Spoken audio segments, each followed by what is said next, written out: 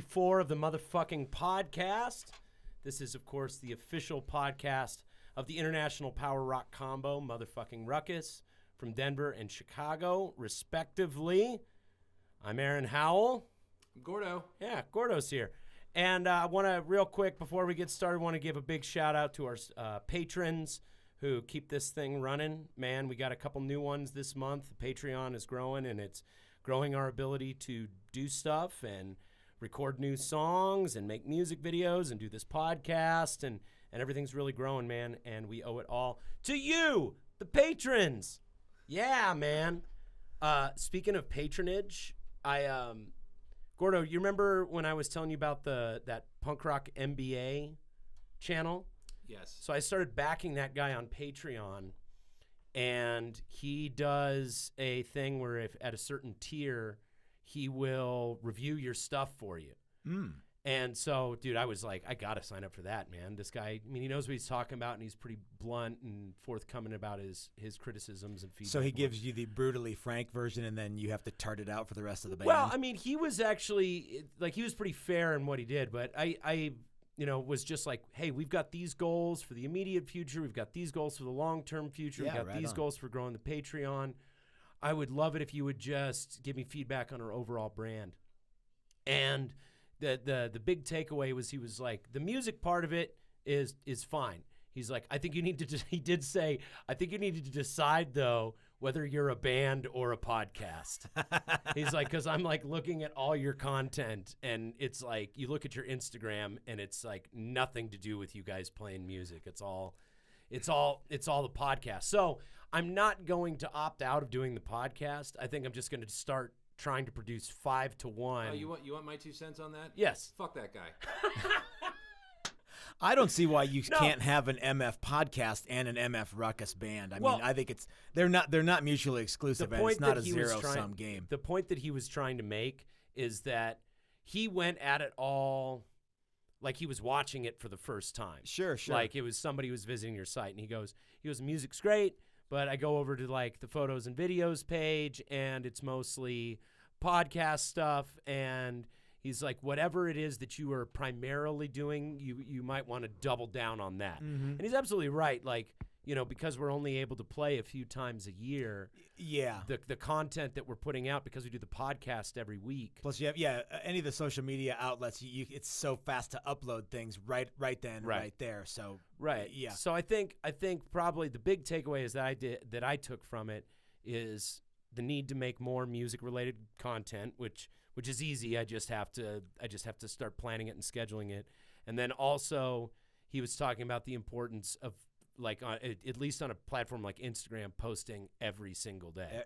I posted a picture of a roll of tape on my Instagram page, and people went wild because there's a thing that says Matt's tape, do not fuck with, and everyone thought that was hilarious. And I tell people, they're like, well, it's so hard to put shit up on Instagram. I'm like, that's crap. It doesn't matter what it is. It's a fucking roll of tape sometimes, and that's good enough. Right. So. And don't touch my fucking tape because it's hard-won tape sometimes. It's very on brand. I need to know where it is. Hey, on that note, let's introduce our guest for today. Our guest is the founder of Texas Toast Guitars. That's right. He is a custom guitar maker. He's also a lifetime rock and roller and member of the band Hawk Attack. That's Are right. you playing with anybody else anymore? No.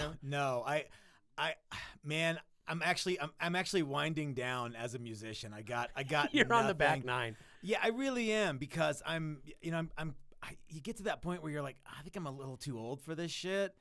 I'm still dressing up like I'm a 20-year-old. I'm 50, and I'm still doing the same shit. And nobody wants to see that. So I'm looking for other creative outlets, and that's where really kind of am pushing the guitar. Hey, is there any way to get more ear of me in the microphone in the headphones, if you guys could? If you can't, that's fine. I don't give a fuck. Like, have you ever seen a picture of a really old person when they were a really young person? Like, old people dressed the way that old people dress. Yeah. Back when they weren't old people. You know what I mean? I think that we're just dressing the way that we did when we're younger, and when we're older, the younger generation will be like, God, he dresses like such an old guy. You know, the black T-shirt and the long hair. And Well, we don't wear those. We wear those dopey flight suits. In hockey. Right. So- Hey, by the way, your name is Matt Flaherty. That's welcome right. Welcome to the show, man. Thanks for having me on, Aaron. Thanks for having me, you guys. Hey, it's really a pleasure to be here. Thanks for being patient with us. Like I said, we're No sweat. we're trying to get some new tech dialed in. I've got Ethan Klein here helping us dial in all the live stream stuff. We did end up jumping over to the Mevo again because we couldn't quite get it dialed in, but Ethan is in here trying to help us up our live streaming game even more. I love it. We've been playing around with the ATEM a little bit more. Just stay tuned. This is going to be we're obviously going to do the normal ration of dick and fart jokes. And, Nice. And See, I agree with the other guy in there who said, fuck that guy. I mean, Thank you, Matt. Well, no, I just took it as I'm feedback. sorry. I didn't mean to call you just that other guy, but I forgot your name because my name's Gordo, and I thank you for agreeing with me because no one ever does. Oh, okay. No, I agree with you most of the time. This show should be called Aaron and Gordo Sit Around and Agree with Each Other. Actually, that is true. So I just took everything that he said as feedback. Well, I didn't yeah. take it back. I didn't take it as like the word of God or anything, but everything that he said I found to be relevant as the feedback of a first-time in that moment viewer. And you don't always get that luxury. Yeah, you really can't. That's stuff that you can't buy. You have to come at it naturally, it seems like, because after a while you get people that go, oh, MF Ruckus, they're so awesome. I'm just going to be the yes man for Aaron and MF Ruckus. Or, right. Oh, man, Matt, your guitars are cool. I'm just going to say you're neat. And we get a lot of benefit from the negative feedback. And, so we have that YouTube channel. And with no YouTube channel, there's no shop. And every so often, one of the goals that we had was to become a serious information player and some people that they're at least trustworthy. And we still get the, hey, I've got a question for you guys. How come you suck so much dick? Right. This stupid, 12-year-old Cheeto dick. Yeah. Like well, but see, that's the thing. You're only going to get trolls and you're only going to get negative feedback I'm convinced if you've that gotten you to a ain't certain shit level. on the internet unless you're feeding a troll. Right, exactly. See, we don't get that. And we've talked about this on the show before where like most of the feedback we get is positive, and that is worrisome because it's not like if some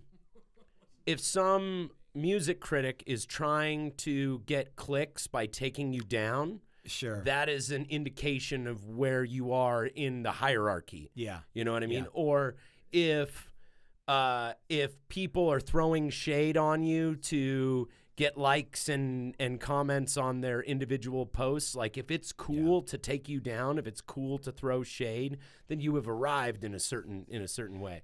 And like I nobody, get that, but I mean, we try to be cool to everybody, and like the most shade that I'll throw is when someone will drop some name. I'll be like, who? And right.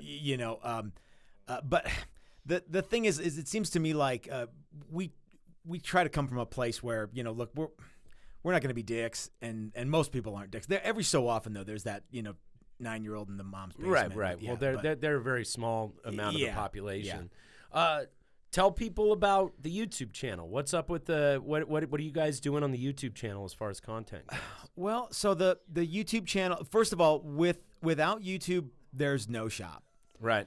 Hold on one sec. Yeah. Hey, by the way, that mic is hot in there. Yeah. Yeah, Chatterbox. What? Your mic was hot in there. What? What? What? What? What? There we go. Continue. There we go.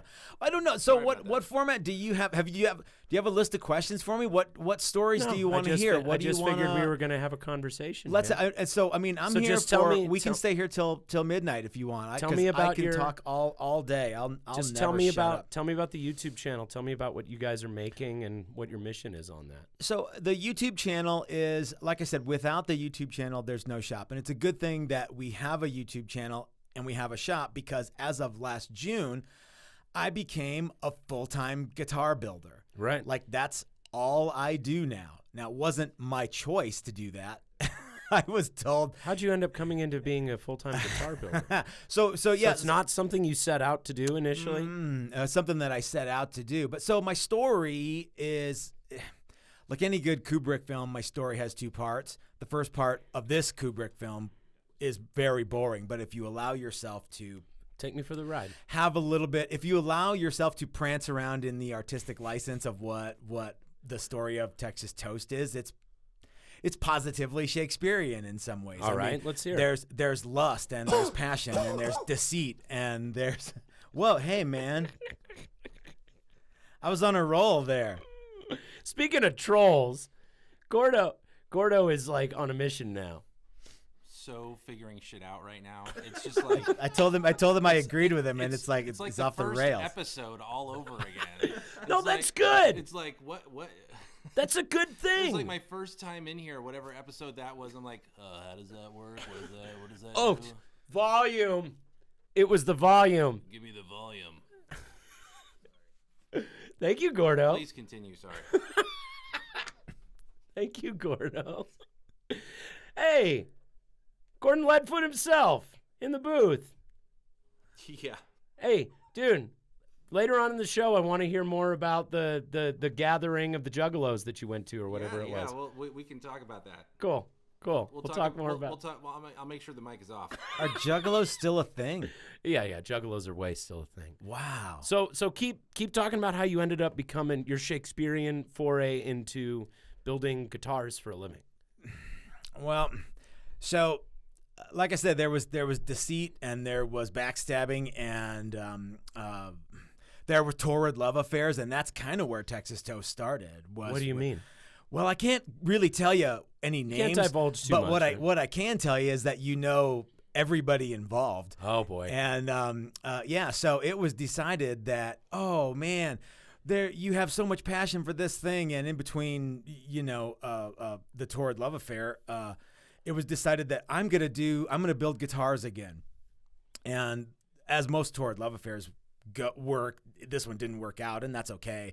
And I'm not proud of what I did, and I'm not. It's not like we. Boy, it's this not is like a whole ball of wax here. Oh yeah, that's man. starting It's not like the 7 deadly sins, but I'm almost positive that I broke at least 7 or 8 of the 10 Well, commandments. luckily on an that's Easter all Sunday. arbitrary and just some people a Yeah. couple thousand years ago just wrote it down. And Like I decided that we say, survived I'm it. not proud of what happened, but so it just sort of started I'd say out. the seven prickly guidelines is what I would call them. Not the 7 deadly sins. The 7 icky guidelines. They're words that conjure up feelings, and everybody's had all 7 of them, but. I'm already off the fucking reservation. It's okay. So Keep going. Texas Toast started out where I was just going to start making some guitars for some people. And there's been a lot of people who've been with me from the beginning. Brett Hagen from Hawk Attack has played my guitars ever since I started making them again in 2011. Right. So back in the 80s, I went to school to build guitars, and then You have an Oh, education in it. yeah. I didn't know that. yeah, and like most educations go, you start at when you get you go in with you thinking something's going to happen that's actually very different from what does happen. Right. And I equate that to if you go to learn to ride a motorcycle, after 2 days you're qualified to ride a 250 around in a parking lot at 20 miles an hour. But everybody goes out and buys the biggest fucking Harley they can the day after they get their motorcycle license. And then you realize right away that it's not what you thought it was. And so it's hard. You kind of got to take it slow. So I went to school and I did this, and I had all these illusions of grandeur, and I got it done, and I moved back to Colorado, and I went to work for a guy who was here. And after a couple years, I'm like, man, I don't want to do this anymore. So I kind of went down the path of some other stuff. I worked for Soldier of Fortune magazine for a while. You worked for Soldier of Fortune magazine? Man. Yeah. What were you doing for Soldier of Fortune? Did you have a column? I wrote a few articles for Soldier of Fortune, Like but Dear Mercenary Mike. no. When you pull the camera lens back from Soldier of Fortune, it sure looks cool when you're focused in and you see the helicopter in the jungle. But it's just a boring magazine like every other boring magazine. When you pull the camera lens back, it's like, oh, you're at the parking lot of the Hilton Hotel in Vegas, and there's just all this shit there, and so we had a thing that was my business card said special projects, which was a fancy name for give Matt something to do because he's dating the boss's daughter. and so, but I got to do a lot of fun shit, you know. I went to sniper school. What? Yeah. Oh yeah. Yeah. Were you writing for the Every the so magazine? often I would do some writing, but I would do special projects, which, like I said, was just sort of a fuck around job that Matt got to do because he was dating. What kind of special Jan Brown. projects? Well, so anytime there was we had an annual convention every year, so that's what I did most of the time. I sold spaces at the convention. But anytime there was like a new knife or a new T-shirt or a new this, that, or the other, we got to do that kind of thing. Like I said, I went to sniper school. I went to this thing called door breaching and room clearing where we blew shit up and ran in with shotguns and peppered everything. It was a lot of fun. That's really cool. It was really, really cool. It was too cool to be an actual job. Like that's the best job I ever had because there was there was so much money floating Did a around. torrid love affair destroy that as well? No. Actually, yeah, it did. But that's not how tech. So That's anyway, neither here nor there. So You're bouncing around doing a variety of things. bouncing around doing some stuff, and then I got the boring day job, I got the boring house, I got the boring wife at the time who I'm not married to anymore. She'll be referred to as the plaintiff from now on. And so then that's when the torrid love affair started, and that's when Texas Toast kind of was born. And I'm like, I can't get paid to do the really fun shit that I want to do, so I'm just gonna do the boring day job that I have, and I'm gonna build guitars on the side. Right. And then building guitars on the side slowly morphed into another full-time job.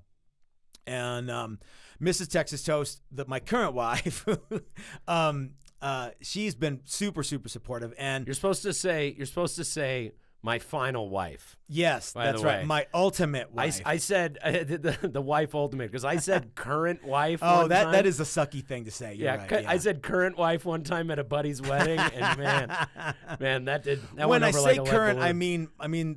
I mean the person who isn't the person from before. Because So, I think yeah. I didn't think about it at the time, but like in retrospect, I was able to go, oh yeah, current just implies at this moment. I guess that's true. Yeah, that is a tacky way to say it. So yeah, so my wife, my ultimate penultimate wife. That's right. Mrs. Texas Toast has been super cool. My paramount wife. My paramount wife.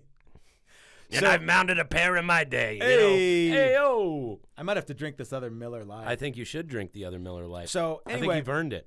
we had we basically turned our house into a guitar building workshop factory, and guys would come over, and it was easily another day job. So You were every just doing it as day- a side hustle at first, and then it yeah, started so like, I worked from the 9 to 5 job, and then it would usually. But what happened was I was getting really into it, and we were for the most part relearning the craft and Right. learning how we wanted to do things and kind of making moves and like you had your educational background as a foundation, but you were in no position to like really do it as again a full-time the operation. educational background foundation is 20 miles an hour in a parking lot on a Right. 250. It's not like you're making Right. moves and you're changing It's the world. all just like the fundamentals, just like the bare bones. and even right? and even then so well I'll get to that here in a Right, second. right. But so I had two full-time jobs. One was the one that I went to and worked from 9 to 5. The other was the one where I got up at 6 in the morning and I went out to my home workshop and I worked until 8, and then I took a shower and walked the dog and went to the day job, and then at 6 when I got home I went out to the shop again and I worked, and then Saturdays and Sundays and every single day off I had was all spent in the shop. Wow, Um that's and- commitment. Yeah, and then we started the YouTube channel, and we started, doing all this other stuff. And what happened was a friend of the shop got mad at me, and I was working. All right, let's see how this go. So I was Gotta untangle this. That's right. So I'm working in Boulder at the National Oceanic and Atmospheric Administration, which is a Department of Commerce contractor, is what I was. And So this guy who was a friend of the shop also worked there, and he got mad at me, and it's completely irrelevant what he got. He got mad at me for something, and he sends me this shitty text that was, if you don't give me this money that I think you owe me by the blah, blah, blah, I'm going to get it back one way or the other. You better watch your back. Right. Now, if you send that email from a government email site to another government email site, the Department of Homeland Security kind of takes that really seriously. Ooh. So he threatened you using a using his government email. So and yeah, I mean, I get it. He was pissed, and he probably had a reason to be pissed. I don't know if it was a good reason, but he had a reason. He felt he had a reason. He had his reasons. Right. So so what happened was, he took me to court, and that all worked out fine, and it's not like we're buddies again, but right, it but all got worked resolved. out. Yeah, it's all resolved. What happened was my contract switched. The pimps who ran the contract that I was working on switched to a new set of pimps, and they saw all this bullshit. Is at your day job. Yeah, and they which saw was this, like I say, National Oceanic and Atmospheric Administration. Right. So the new pimps came in and said, well, this guy has this weird background of this like weird bullshit with this other guy who works in the same building, and we're just not going to pick up his contract. So as of June 2019, I became a full-time guitar builder because it was like because they dropped your contract. Yeah. So it was, and I think it was, if you believe into like that whole preordained kind of thing, I think that men in general will kind of fit themselves into positions that they don't necessarily want to be in because it's easier to take chances. And so I was in a spot where I'm like, I'm not going to take any real chances. I'm just going to work out of my house. And right. So it's June 2019. I'm a full-time guitar maker. I'm like, yeah, let's do it. Let's go for it. So the guy who sued me started to call the city where I live and say, like code enforcement and that kind of thing. So I started to get these. He wasn't ready. Oh to, no, he wasn't up. ready to let it go. Yeah, he wanted to fight still. Yeah. So he started to send. Code enforcement came out a couple times, and then the city of the city of where I live. The city of where I live. They're like, you need to have a business license. Of where I live. So they said, you need to have a business license. So I'm like, right. Okay, well, what do I have to do to get a business license? Well, it's free, and here you just go online and you do this bullshit, and you get a business license. I'm, okay. So that required you to take care of it. It required me. You wouldn't have taken care of it if somebody hadn't. The best part, though, is the day that I got my city of where I live license to do business. Okay. Was the same day that I get a congratulations, you need to cease and desist all actions in your home workshop because it violates all these codes of the city of where you live. Holy shit. So then it became, well, fuck, man. I'm a full-time guitar maker with no place to make guitars. Right. And so it was one of those deals where, well, either you need to stop doing it and get another sucky day job, or you need to find a new place where you can do that, which of course means well, you know what it's like. I think you and I actually talked about me looking for a new place to have my shop. Yeah, because we talked about seeing if we could find you some space here at the studio. As it worked out, that's how we got you on the show. I think that might be. Talking about it. Yeah. So as it worked out, we have a new shop now that I would never have gotten if left to my own devices. Right. You know what I mean? But necessity drove you to do it. Yeah. And as a benefit, as a bonus. Well, I mean, it's another $2,000 right off the top every first of the month that I have to pay. Right. But the nice thing is we have so much more space than we did in my garage. Right. That we've afforded a lot of new opportunities. Right. So and it's forced you to probably go out and look for business. We have to hustle a little more. It's forced you to build up your marketing plan. It's forced you Isn't it funny how sometimes fate is thrust upon you like That's what that, I mean. You know Yeah, what I mean? yeah. Men, as a rule, would still live in their mom's basement if they could get chicks to come over. Boy, yeah.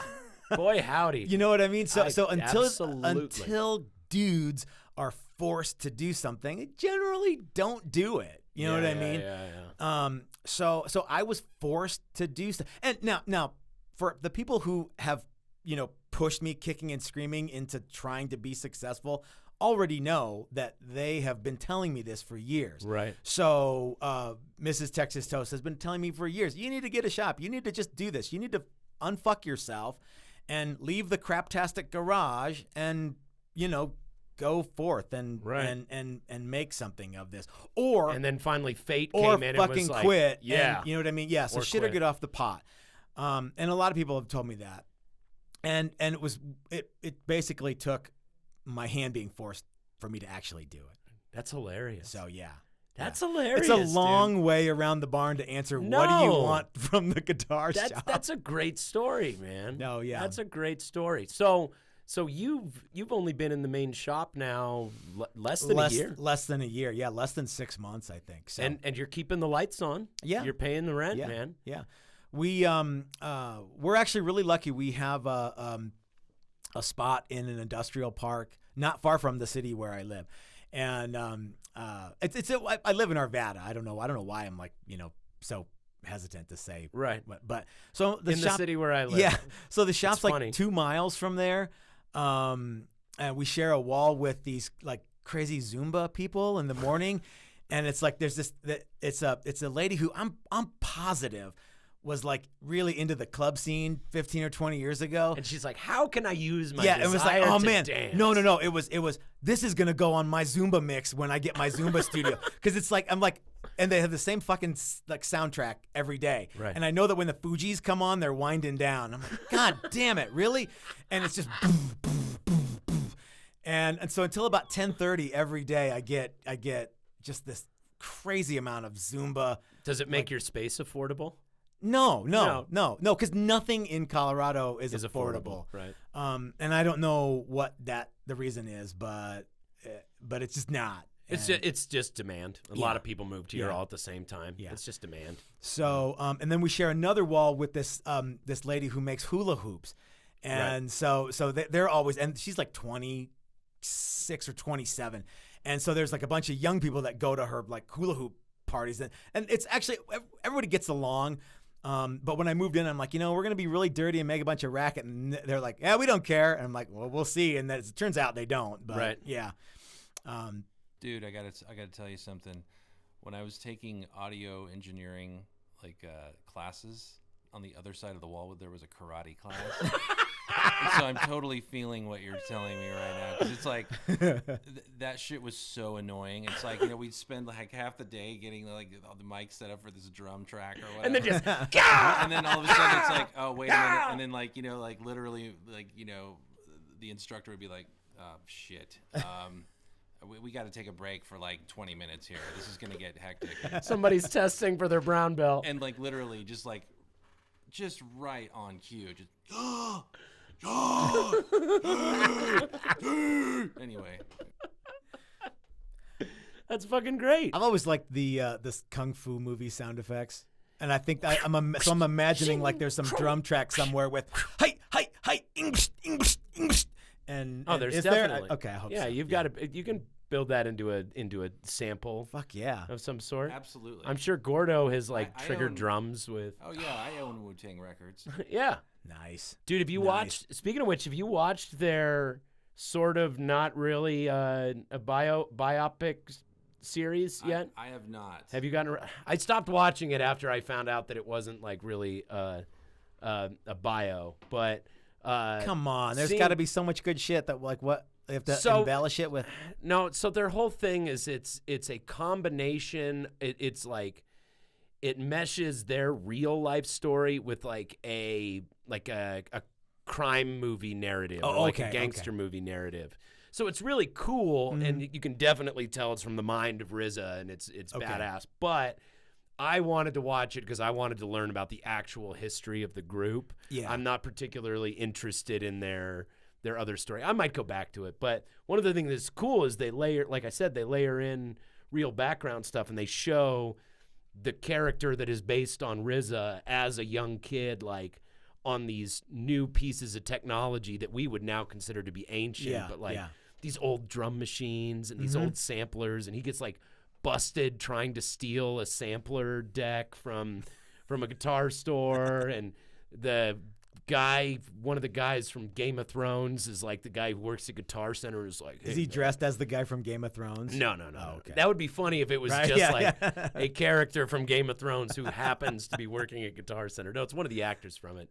Anyway, it's just it's neat to think about like old samplers and things like that. I don't know. Like, I don't like your tone. And I like the way that like old Wu-Tang records sound with like all those samples and things like that, and you don't really imagine the actual piece of hardware that went into making it. You just have the song that sounds super cool and amazing. Well, and now everything is on is on a computer that Right. so you don't have to have the 808 kick drum that everybody wants is like there's something that does that now. But, Right, but like- back in the old days, RZA like had to like hook a VCR or a record Yeah, player up yeah. to his rig and like use this thing that takes like 5-second samples or whatever it is. And there you'd was a have to, thing on. like, You ever watch that capture it. Drunk History show? They were talking about the birth of hip hop and some of the guys who like some of the crazy shit. That Is that they the one that did. like Jaleel White was in? Pretend for a second that I don't know who that is. Urkel.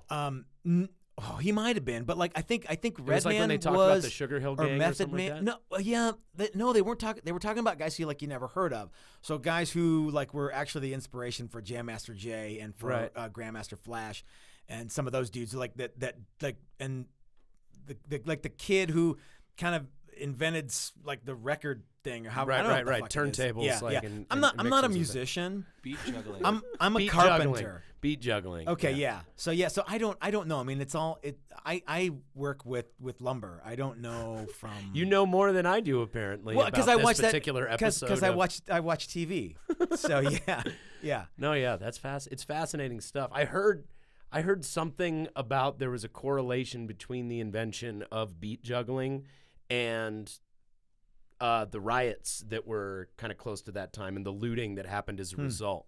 Like there was a lot of pieces of musical and production equipment that ended up in certain people's hands, and because of them having access to that equipment. Which riots?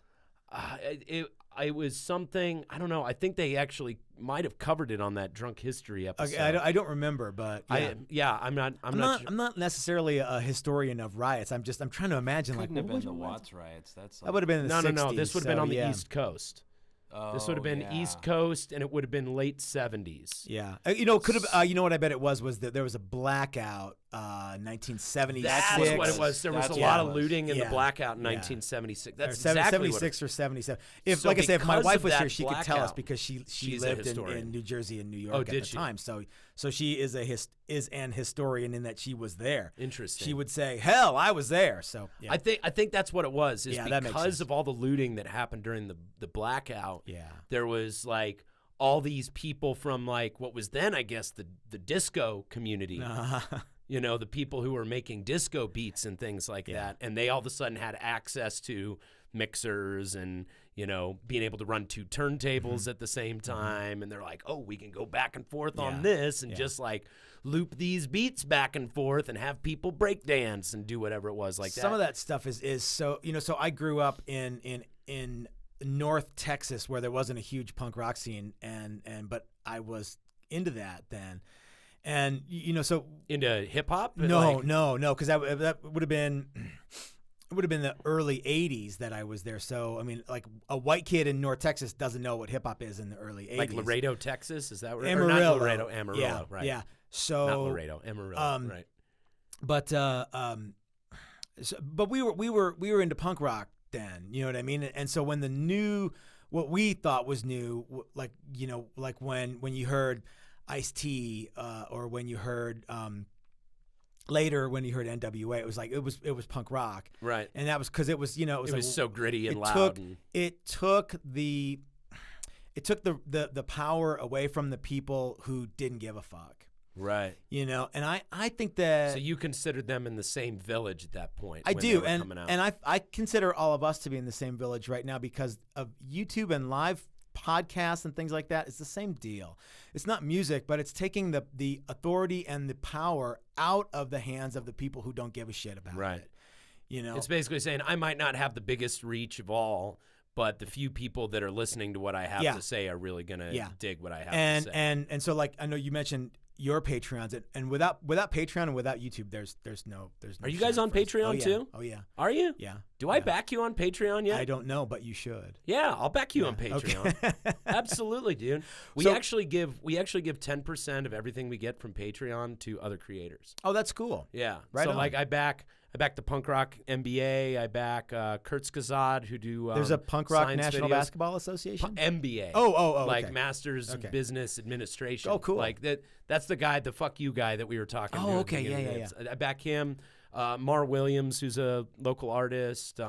Suspect Press, which is a local zine. I back that's a bunch cool. of people. Yeah. We do something with Patreon that I don't know if anybody else does, and that is that every dollar that you give us on Patreon goes into like the world's worst savings account for whatever your next guitar is going to be.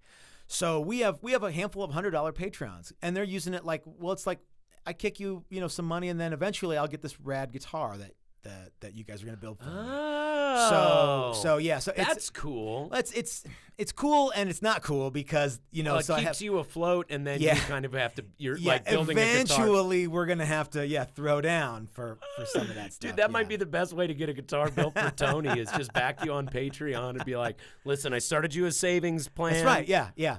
You might not get a Texas Toast guitar for 5 years. It could be for 50 years. Yeah, but it will happen. But eventually, yeah. It's like putting like a Nintendo on layaway back in the 80s, dude. Nice. Yeah, nice. Man.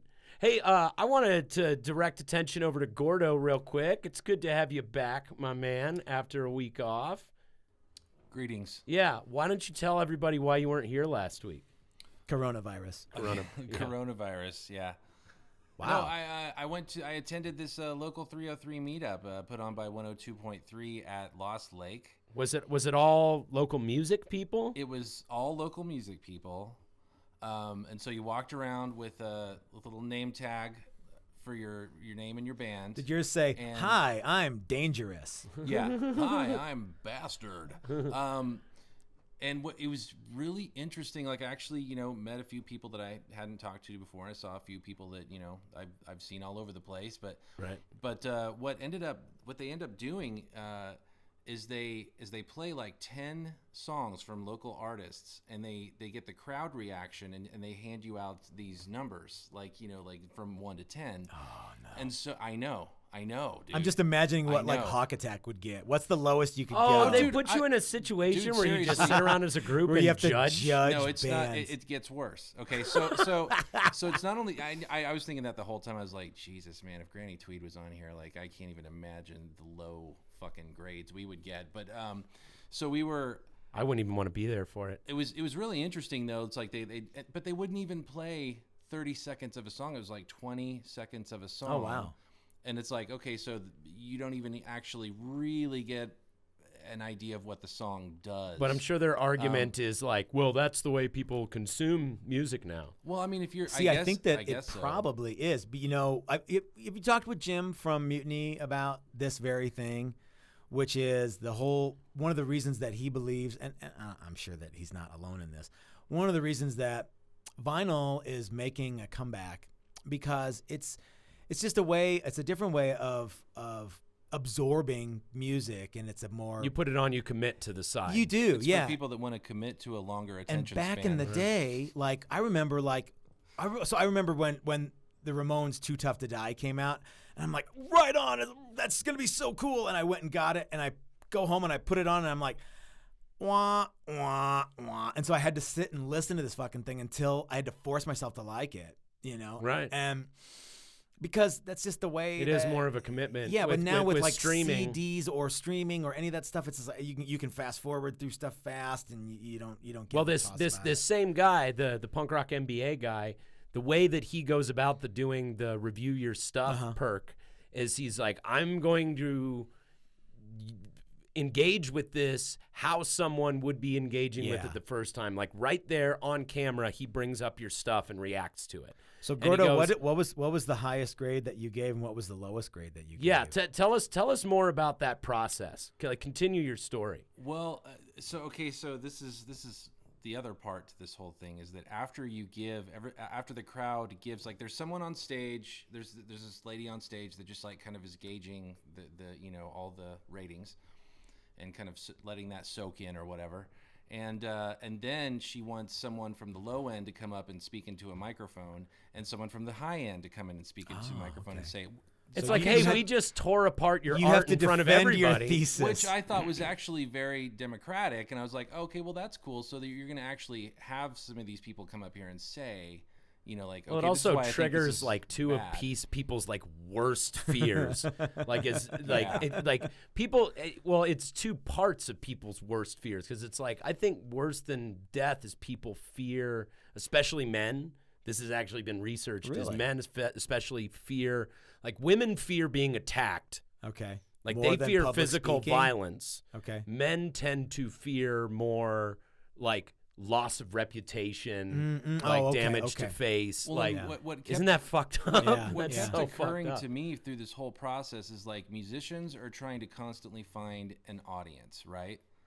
And Right. radio stations are looking for what's going to keep them in business. Right. So you're having a bunch of local musicians come out and rate other local musicians. Right. And these songs might end up on the radio depending on some of these ratings that they're handing out for this audience of like 100 people. Oh, it's So- just a focus group. So it literally is that. And it's you had to literally pay a to go there focus too, group. probably, right? They're like, No, they're no, like, oh, but- okay, that's cool. Oh, Okay, God, here's that would an be- that would- idea. That'd be shitty. here's a great way. We'll get all the local artists. You can buy bands up so cheap anymore. Yeah. We won't have to give them anything. If we put them on the air, that's free content. Here's what we do. Is we call it a local 303 Yeah. meetup. We bring everybody in and we have everybody's peers rate them. And then we decide based on that which bands we're going to put on the radio. That's So That's how clever how on did their they do part. it back in the old days?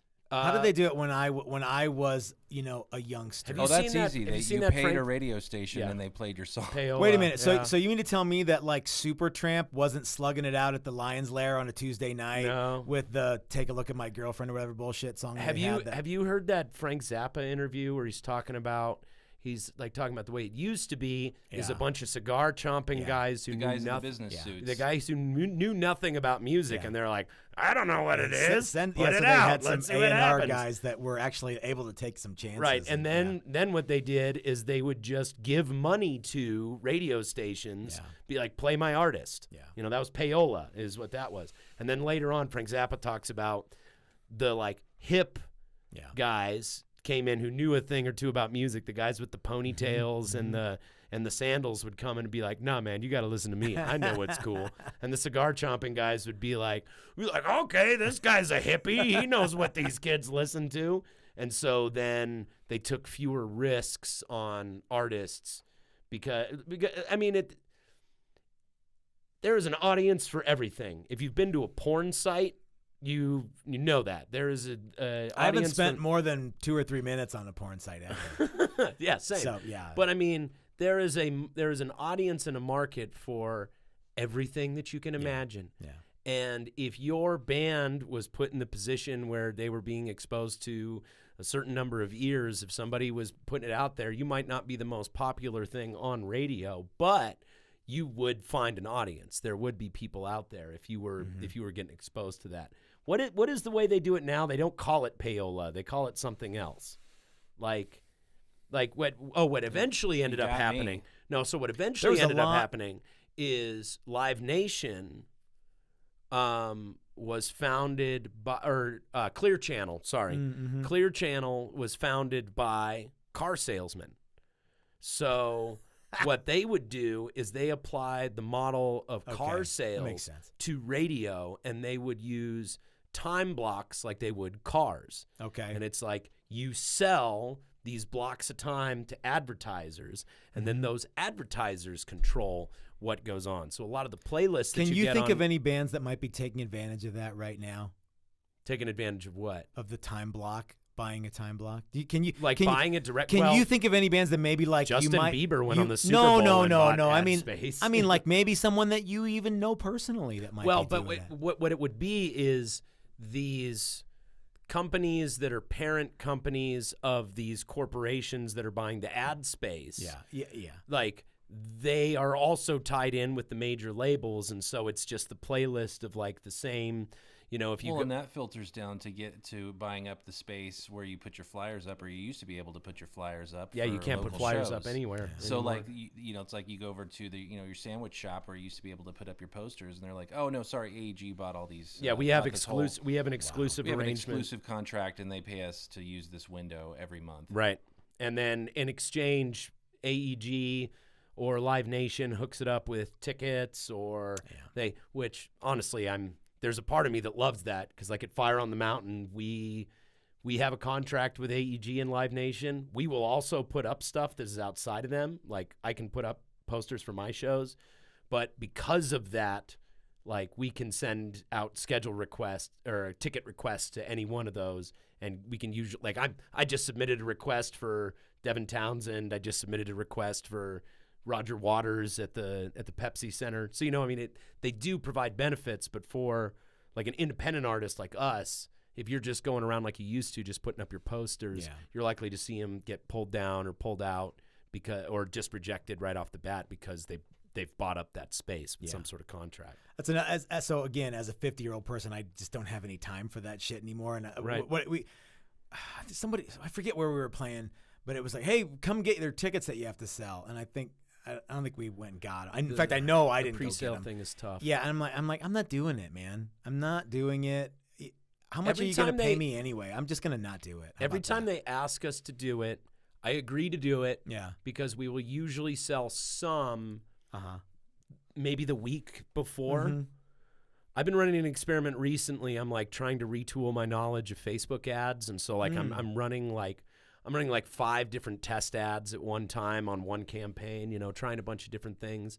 And what I'm starting to realize, and this is after a long time of doing this, is what I learned. I actually called the social media person at the Larimer Lounge, or at Lost Lake, the person from AEG that runs all that stuff. And I was like, what do you do?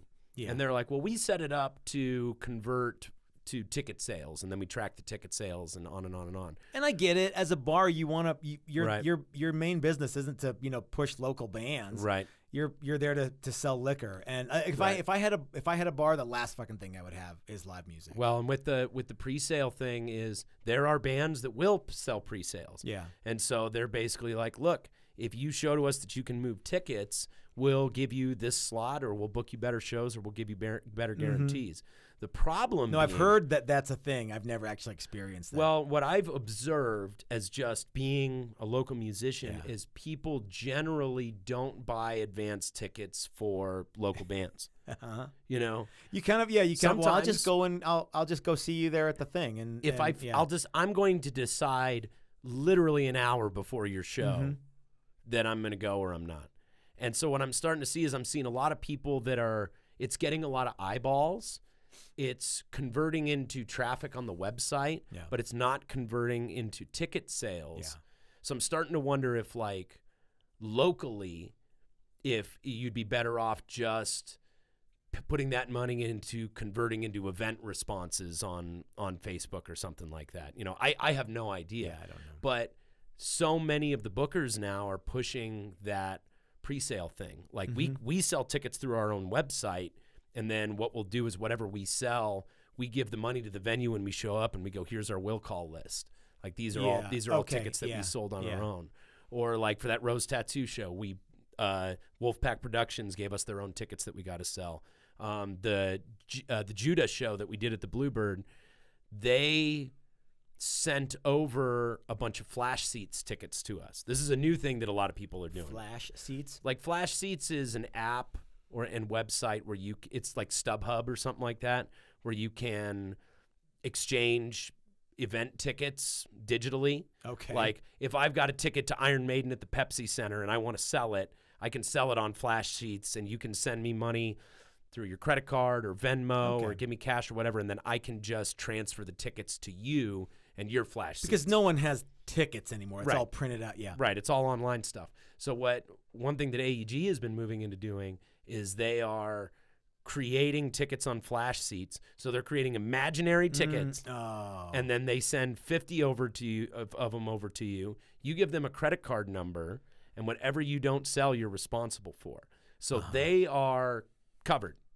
They're like, you either give us back tickets or you give us back money, and we have your credit card. And in the event that, so like it's arguably like there are people who call it pay to play, and it's hard to argue with. Remember, we were just talking about this not long ago. The whole notion of taking the control away from the people who don't care about the content, whether that content is punk rock or hip hop or live podcasts or shows on the History Channel about, I don't know what the fuck is on the History Channel, but yeah, I think we're due for another musical revolution. Eventually, people are going to get pissed and go, "Hey, man, I want to." Okay, when in Amarillo, Texas, I saw like Black Flag came through and played at a bakery. Right. You won't believe this, but I saw the Dayglow abortions at the what was called a Showbiz Pizza, which was kind of like Chuck E. Cheese. I remember Showbiz Pizza. Yeah. So believe it or not, Dayglow abortions I saw the Dayglow abortions at at Showbiz Pizza. Did they open for the animatronic band? No, it was like I think the kid. There was a Rockafire kid whose Explosion. Mom. Yeah. Did they open for the Rockafire Jungle Explosion? Bear or whatever? Yeah. No, it was the kid's mom who owned the whatever the fuck pizza place it was into punk rock, and he was like wanted to, that back in the day you had to. It was a whole DIY tour thing, not unlike it is today. But I think it was even there was none of the systems were in place that we have today, and maybe people even take for granted. But you had to play these weird places, and and there's all the weird places seem to be drying up. Oh yeah, there's like and you now mentioned Texas. There's the Bar of Soap in Dallas. Okay. And that was a laundromat and punk club. Yeah. You know what I mean? And like they like had the Dead Kennedys there and shit like that. You know what I mean? Yeah. Like I went there and the guy took me into his office and is like showing me pictures of all the different like crazy punk rock. He's like, this is when we had the Minutemen and this is when we had the Dead Kennedys and blah blah blah. This is all the Dwarves. We've had them.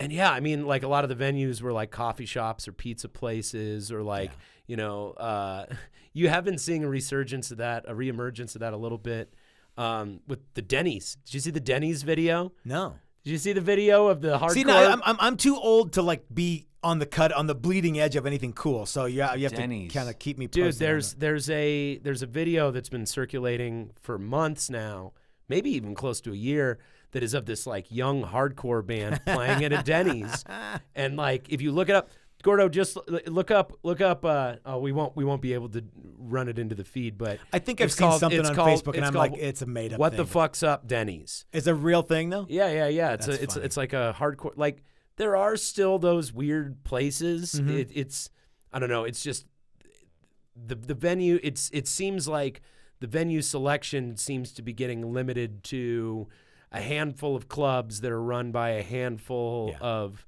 companies, the talent buyers and to play devil's advocate, and I was thinking about this while I was listening to you talking about the kind of the pay to play stuff is from the promoter's standpoint, they have a job to sell liquor and to get people in through the door and things like that. And because there's so many bands and there's so much competition and there's so many reasons for people not to leave their house, they keep like trying to readjust the model. You know what I mean? To get people out to shows to like, and so they're like, well, we got to put it in the band's hand and we got to share the responsibility. Like you guys are responsible. And if you're willing to sell tickets, we can get people in here. But I just don't, in my experience, find it to be congruent with the way that people enjoy local music. Like if you're going to enjoy local music, I even think it's harder to get people to places like Lost Lake or Larimer Lounge or Globe Hall or any of those places that are on the outskirts of the city, as opposed to like Three Kings or High Dive is a slam dunk. See, for you can me, almost always get people there because it's central Denver. Yeah, maybe. I hate playing places like that anymore. Really? A decade ago, I used to love it. Now it's like there's nowhere to park. There's nowhere to put my shit. Right. You know what I mean? It's like I love those places, and I hate playing there because you're getting there. Yeah, just having to go to Denver for me because because you're in the city you live in. I remember when I started doing this and yeah, remember when there was something seedy and cool and you felt like you're getting away with something at say Three Kings, and now it's like there's a bunch of moms pushing. Or you know what the best one was Larimer Lounge. You always felt like you were getting away with something at Larimer Lounge. Like you could do if you had $50, anything goes at the Larimer Lounge. But now I think I went there on like a Thursday night. It was like 9:00. I dropped off a guy's guitar at Larimer Lounge, and there was a bunch of moms pushing strollers around 9:00 at night. I'm like, this would never have happened. Rhino has changed. Yeah. Rhino has changed a lot. Gordo, you were trying to say something? I just want to say I watched a little bit of that video you mentioned. The what the fuck is up Denny's? Yeah. I can't tell if this is it the song is called "What the Fuck is up Denny's"? No, it's or is at it the actually very at a beginning. Denny's? It's at a Denny's, and the singer of the band. Anything that verifies that it's actually at a Denny's. I think it's they in this pulled corner out of the room. Right. I think it's the corner of a Denny's dining room. They moved tables So it's out. an actual Denny's. It's an actual Denny's in a small You would town. testify to that in a court of law. It's more fun to think that it is a real Denny's. I think it is. We don't know. I would love for it to be. And what do we get if we do or don't find out the actual story? It's Well, way Gordo, more fun to you're just figure that it's Gordo, you're I the agree. producer of the show. I think it's your job to chase down Snopes on this shit, man. Am I supposed to chase down leads? I No, is that what I'm supposed to do? I think that's what I think that's part of your job as a show. Can you verify or I have deny so that many that's a knobs real? and buttons, and now I have to chase down leads. I'm gonna go ahead and agree with Gordon again. He has a lot of knobs and buttons, but he still has time to chase down leads. That was You got me there. mildly vulgar. Hey, let's take a look at one of your guitars here. Okay. You brought in a guitar for us. Yeah, I I did. want to get into tech talk for Yeah, sure. let's- Tech talk. We can deep dive into whatever you. Cause is it possible to get that last beer from? Yeah. I'll go get it. I just won't be able to tech. You talk know if what? I do. This would be a good spot for a little break. Yeah. Yeah. I'll do the sponsor shout out while he goes and gets a beer. Okay. How about that? Yeah, let's do that. I'm gonna bring up the sponsors slide. I do have one.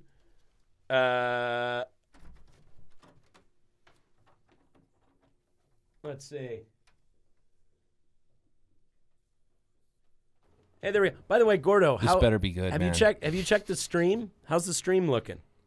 I have. It looks and sounds. Most importantly, it sounds fantastic. Does it sound good? This setup sounds so much better. Awesome.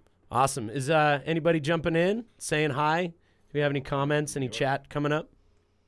I'll check on that. I guess I'll do a deep dive and I'll check my research here. All right, cool. Let's give a shout out to some of our sponsors. First and foremost, our most venerable, nay, venereal sponsor, Matula Plumbing. Matula! Shit rolls downhill. Don't be at the bottom. Your number 2 is our number 1 priority. Your shit is our bread and butter. Angie's List Super Service Award winner back in 2011. 1-1, the only one that matters. He'll wear the booties for you. If you're in the Chicago area and you need some plumbing done, hit up Jerry Matula. Jay Party Lord, by the way, is adamant about us creating a Matula Plumbing shirt that we only distribute to people on the podcast. I am for it.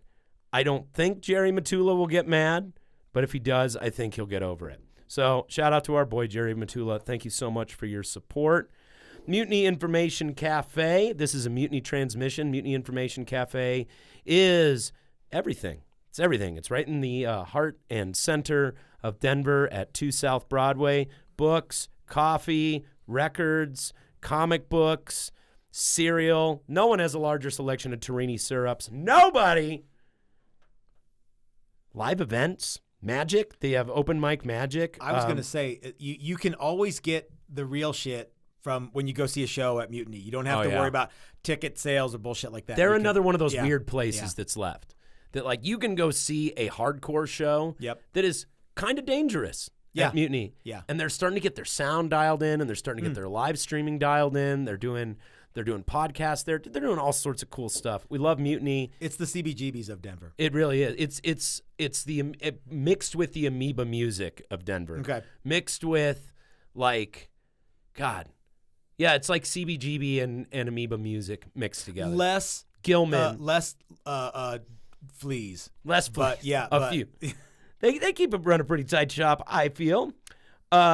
thenugnation.com. We're here at the Nug Nation Studios at an undisclosed location in the Rhino District of Denver. The city where I live. And we're in the podcast studio, and we are going to be moving into building out our podcast division here at the Nug Nation. They're going to announce here very soon. They've actually got a photo crew coming in to shoot this place. So after we're done with the podcast, we have to clean it up and make it look real nice so they can come in and start advertising our podcast division. We are going to start doing podcast hosting. So if you've got a podcast and you're looking for a place to host it, we offer live streaming and a bunch of other cool stuff. Professional know-how. That's actually a pretty neat idea. I had no idea that was coming. Yeah. We're gonna start running a podcast division out of this room. That's cool. Also, we just make cool weed cartoons. Go to thenugnation.com to see the Nugs and their wacky adventures through the town of Nugville. Flipside Music. Life's short. Make some noise. Can I plug Flipside Music? Yeah, please plug the Flipside. Great American Guitar Store. We came up with that for Ike and the Great American Guitar Store. Yes. So I don't know if he's got shirts made that say that yet. Do you know he's the largest distributor of effect? He has the largest selection of effects pedals in the region. I would believe it. He prides himself in on the that. tri-state area. Yeah, in the largest selection of effects pedals in the tri-state area. My favorite part about Flipside is, like, for the size, it's got everything, dude. Oh, yeah. Like, it's got lesson spaces. They've got a repair shop. You know, they've got a professional luthier on hand. They've got Texas Toast guitars. They've got Texas Toast guitars. They've got all the gear, and then they've got the hangout room. Yeah. The biggest room in the whole place is the hangout room, where you can just sit down and try shit out. And it's not like Guitar Center where there's going to be some 14-year-old kid trying to play Sweet Child of Mine over and over again. That's right. You know, it is a gearhead's dream come true. We had our Christmas party at Flipside Music, the Great American Guitar Store. Did you really? Yeah, it was fun. Yeah, we did a live stream from there, and yeah. So are you? I don't know if anybody watched Are your guitars? Does he buy your guitars from you, or do you have them there on? No, what do you call it, consignment? We have them there on consignment. So it's very cool, man. Yeah. It's very cool. Flipside Music. Tell Ike, oh boy, sent you. Rocket Space Rehearsal Studios, right next to Larimer Lounge, up on 27th and Larimer. Hourly rehearsal spaces, fully equipped, clean, beautiful, functional. That's the most important part, is functional. You don't have to spend a lot of time getting set up. You just go in there and rock. And their staff is awesome. Get down to business. I love everybody there. They've been nothing but good to us over the years. That's our official rehearsal space. Do you guys rehearse there, or you rehearse in the city you live in? Well, we rehearse in the city where I live. Yeah. Okay, in the city where you live. But I have been to Rocket Space. It's really nice. That's a cool place. Rocket Space, you ain't got to carry shit. Evergroove Studio in the Black Mountain region of Evergreen, Colorado. 70% solar powered. Really just an awesome place. Ethan Klein is from Evergroove Studio. He runs their live streaming and all their video stuff. Ethan, what can we expect from Evergroove in the coming year? He doesn't have headphones on, so he has no idea what he said. So Gordo and Ethan are not paying any attention to the episode. We're doing important work in here, man, okay? Okay. It's really too bad because this is podcast gold. Yeah, it really is. I was actually asking Ethan what we can expect from Evergroove in the next year. I was just doing the Evergroove plug. He laughs. Yeah, what can we expect from Evergroove in the next year? I'm doing the sponsor plug, and I was plugging Evergroove. And you're their live stream guy. We are probably going to do a daily live stream. You're going to start doing a daily live stream? Yeah, like a day in the life with Brad. Pending artist approval, obviously, because I mean it's their confidential intellectual property that's going to be streamed to everyone.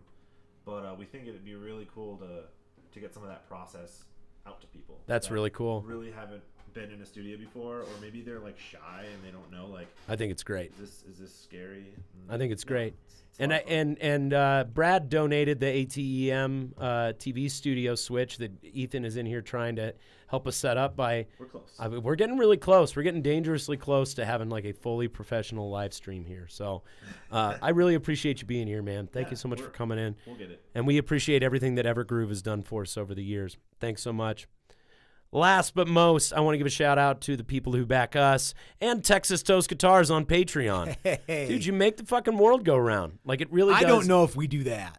Like, I mean, I think that if we stopped making guitars, everything would keep spinning. But, well, I mean, the patrons make they world totally go do. Totally, yeah. Like, we would not be able to do what we are able to do were it not for the people who back us on Patreon.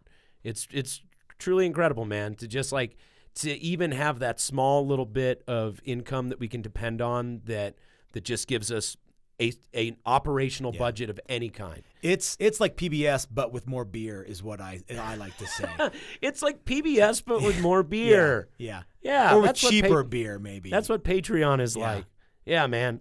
Thanks so much. If you'd like to learn more, go to patreon.com/mfruckus. Where's Texas Toast Guitars on Patreon? I believe it's just Texas Toast Guitars. Yeah, we cool. tried to keep it simple. I'm going to back you guys today. Thank you. I'm going to add you guys as one of my artists today. You know, we, as in a show of solidarity to some of the people, content creators that I took a lot of cues from that were getting demonetized on YouTube, we chose to not monetize our channel we held out for as long as we possibly could and went exclusively with Patreon. The problem was, remember I was saying that that whole shop rent thing had to happen. I'm like, right. I need every single cent to just make this happen. Well, what kind of this is something I've always been curious about in terms of monetization. Yeah. Because we're technically monetized, but I see zero money from YouTube. Okay. We also have less than 300 subscribers on our YouTube channel. You know what I mean? So most of our income comes from Patreon, shows, and merch. Yeah. You know, in fact, most of it comes from Patreon since we're only able to play once a quarter or whatever. Okay. So what has been your experience with monetizing stuff on YouTube? It's nothing that you can count on to be a specific dollar value every single month. I will put it to you this way. A goal of mine for 2020 is to make $500 a month from Patreon, which actually we've exceeded already. That's great. And $500 a month from YouTube AdSense money. We're not quite there yet. We make a couple $100. Sometimes we'll get more. So what does it take for you to get that? Is it just views or views? Yeah. Well, views. What are your average views right now? So I would say probably on average about 1,500 views every video. Okay. And sometimes we have more. So like one of our most popular video far and away was one that we did called "How to Make a Super Awesome Guitar Out of Scrap Wood," and that has like 100,000 views. Right. Unfortunately, it wasn't monetized when it was. We made that video before we started monetizing. So you could that would have been a good one to have. But we make a couple $100 every month from AdSense. One thing that is really cool with the live stream is we have Super Chat, so people can for example, I'm sorry, a couple of weeks ago it was my partner at the guitar shop, and I don't mean like we take windy walks together, but the guy who builds guitars with me at the shop. It was his birthday, and he turned 50, and we were going to go to Casa Bonita for his birthday. And we did. Speaking of Casa Bonita, Andrew Novik from Warlock Pinchers, who was here last week. That dude's hilarious. He works at NIST.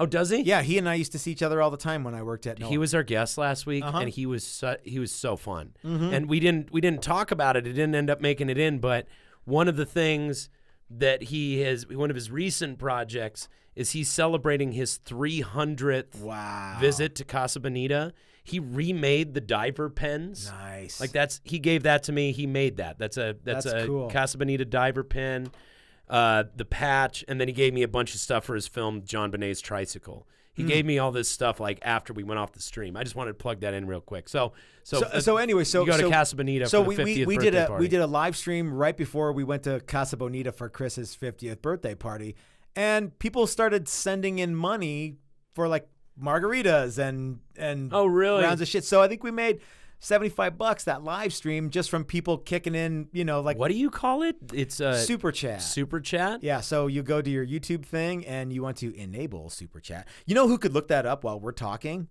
Gordo. What? Can you look up Super Chat How to for do YouTube? Super Chat. How do you do that? So that's really cool. So one of the neat things about live streaming with and taking comments and kind of interacting with your audience that we've discovered is absolutely invaluable. Is the ability for super chat. So you can, it's not, so like last night we do a live stream every Sunday at 5. Right. So people will be like, hey, you guys are drinking the wrong beer. Here's, $5 to go get something like halfway decent instead of that piss water you're drinking. That's funny.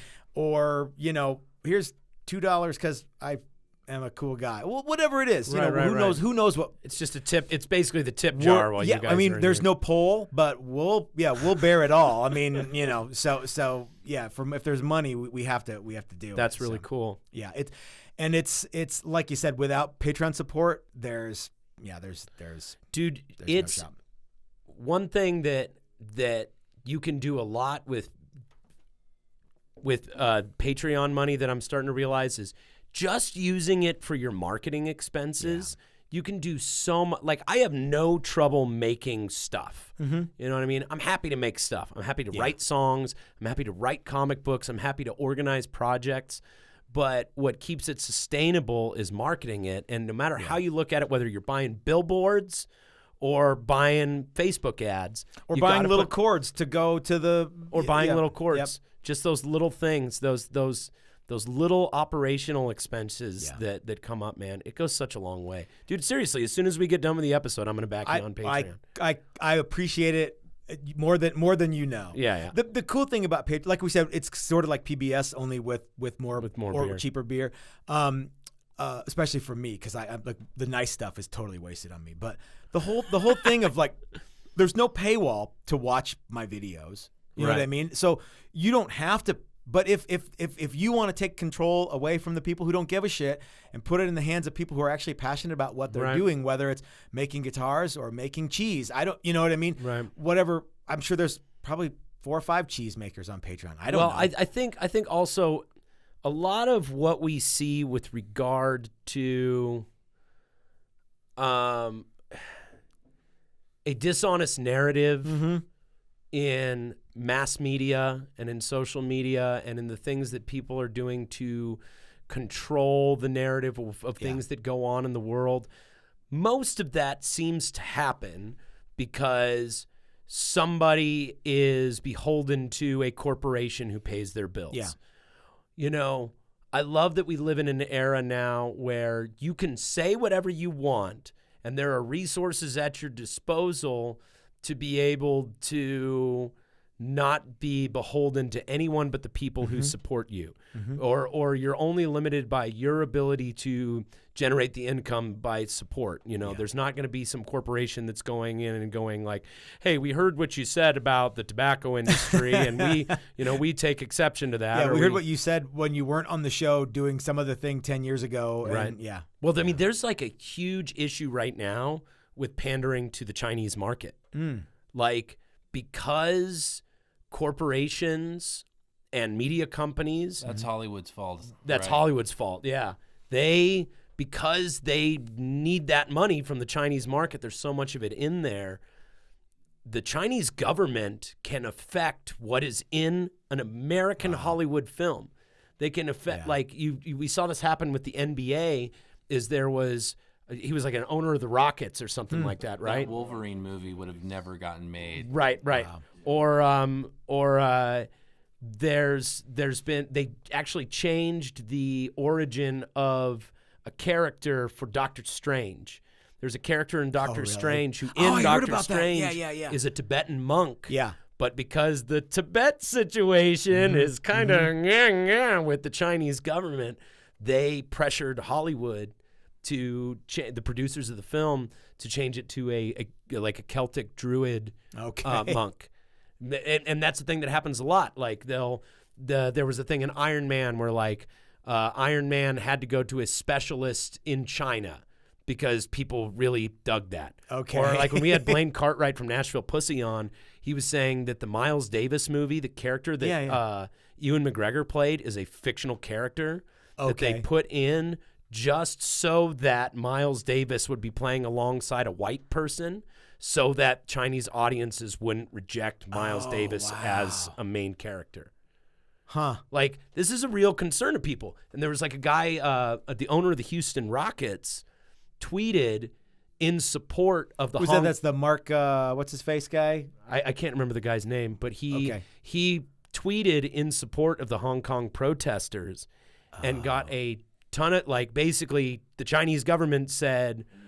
Oh, that was a fiasco. That was a fiasco. The Chinese government was like, we are getting rid of all these endorsements. Wow. We're getting rid of all this money. Like, you guys are cut off.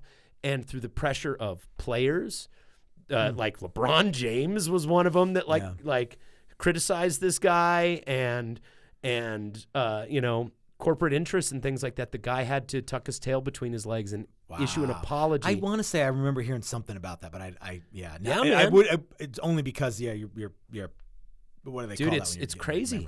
It's crazy, and it's like I love that we live in a time that there are at least options to be immune from that. Mm-hmm. Like some of the best content channels and some of the best podcasts out there are by people who don't have ad dollars affecting what they say and they don't say. I'm a little bit bummed out that it's so cold right now.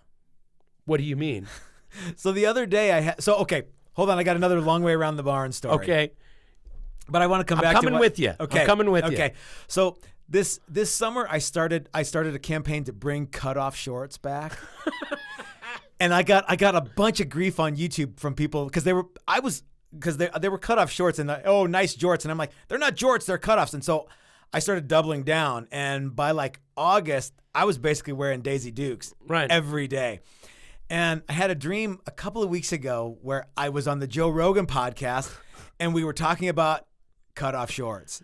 And I'm like, fuck, well, it's too cold today to wear cutoffs. So we could have, we could custom and nobody make could shorts, stop us. No one could stop from us talking about cutoff whatever shorts. we want. We could make our own cutoff shorts whenever we want. I love that that's where your brain Viva went la with. jorts. Yeah, Viva la jorts. They're not jorts, dude. They're cutoffs. They're cutoffs. There's a big difference. Viva la cutoffs. Thank you. They're the same Thank thing, you. right? Oh, I got so much shit. Well, no, they're not the same thing. Jorts are like if you get jeans. a hem from the factory that's like a short Those pant, are jorts. that's a jort.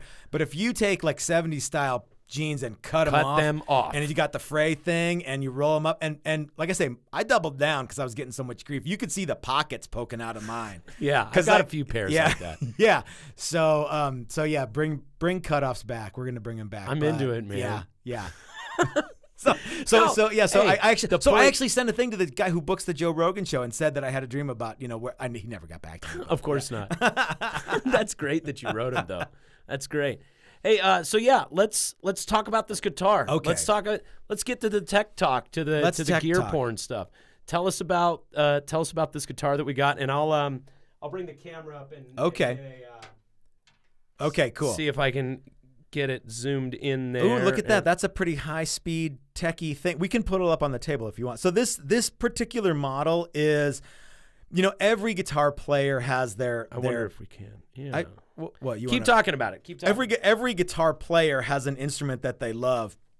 And as a guitar builder, you're continually asked to make stuff that you didn't design.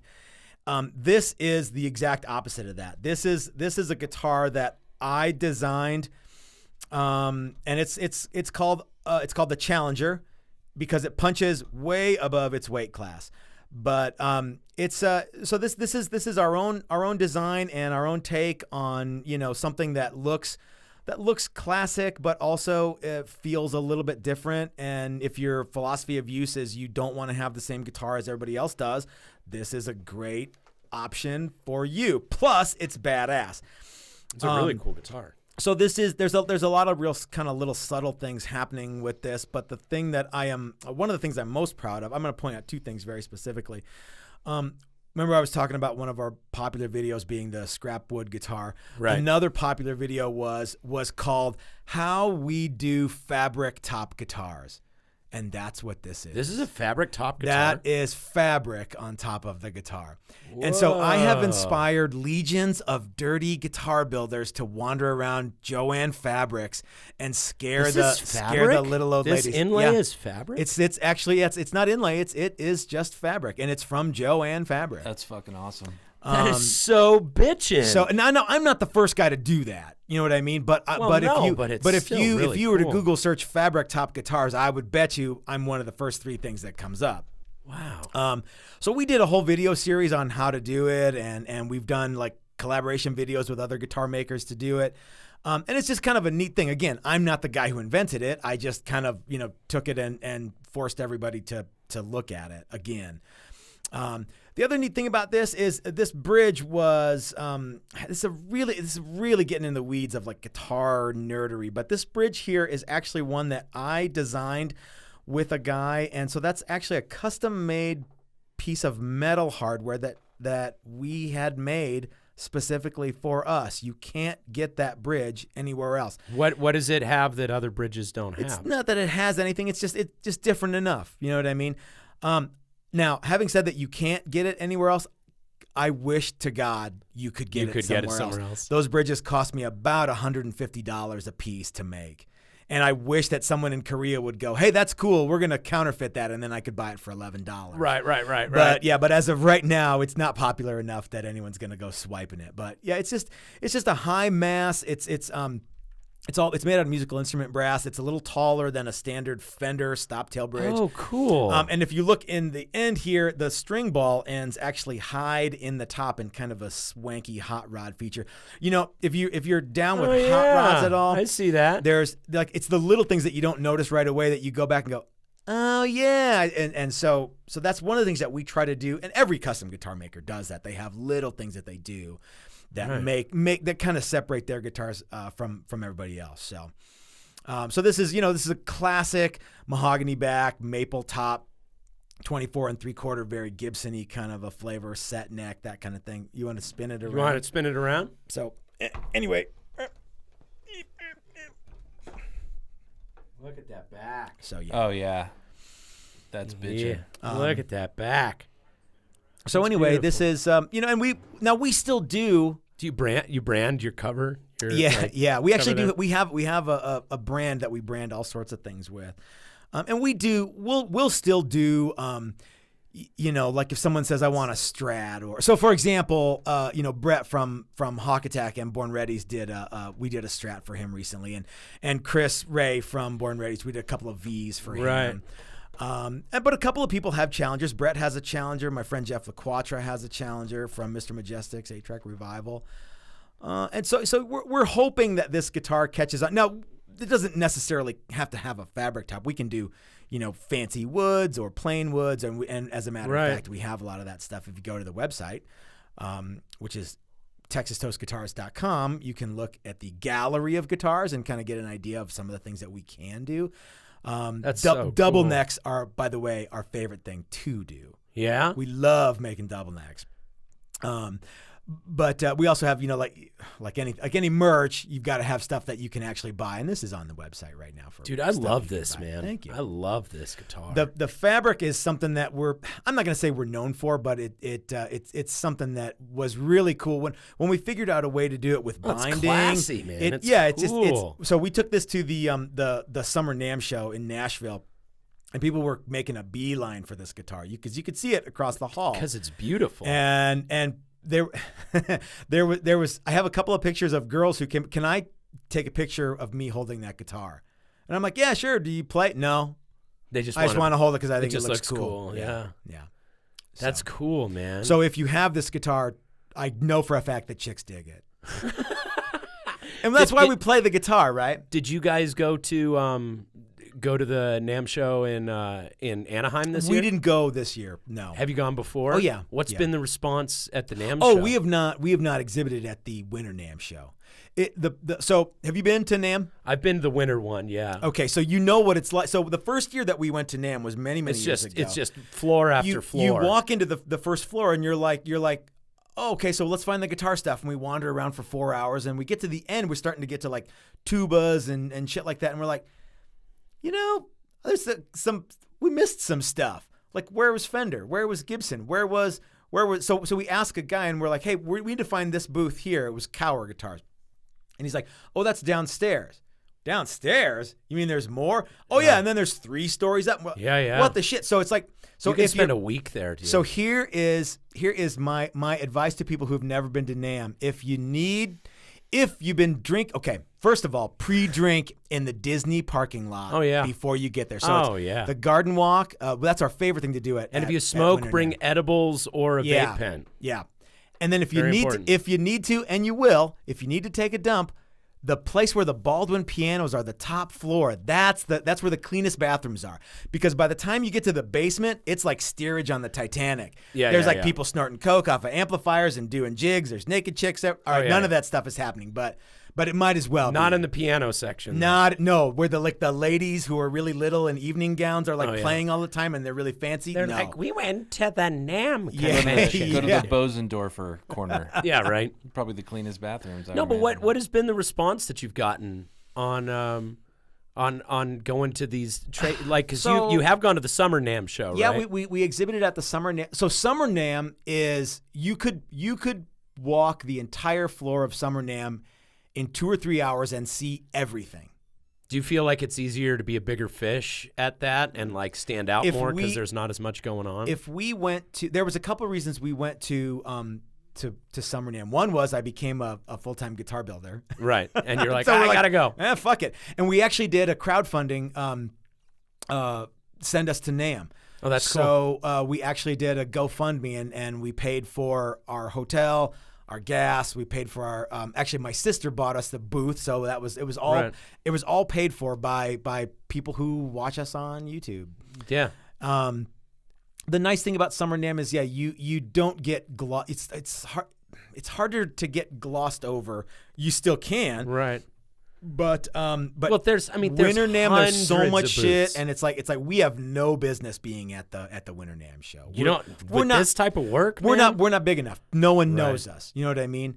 Right. And we had some friends who live in Nashville, in the Nashville area. So I have a friend of mine who I've known for a long time who lived here and moved to Nashville, and she was there and she came out and had dinner with us one night.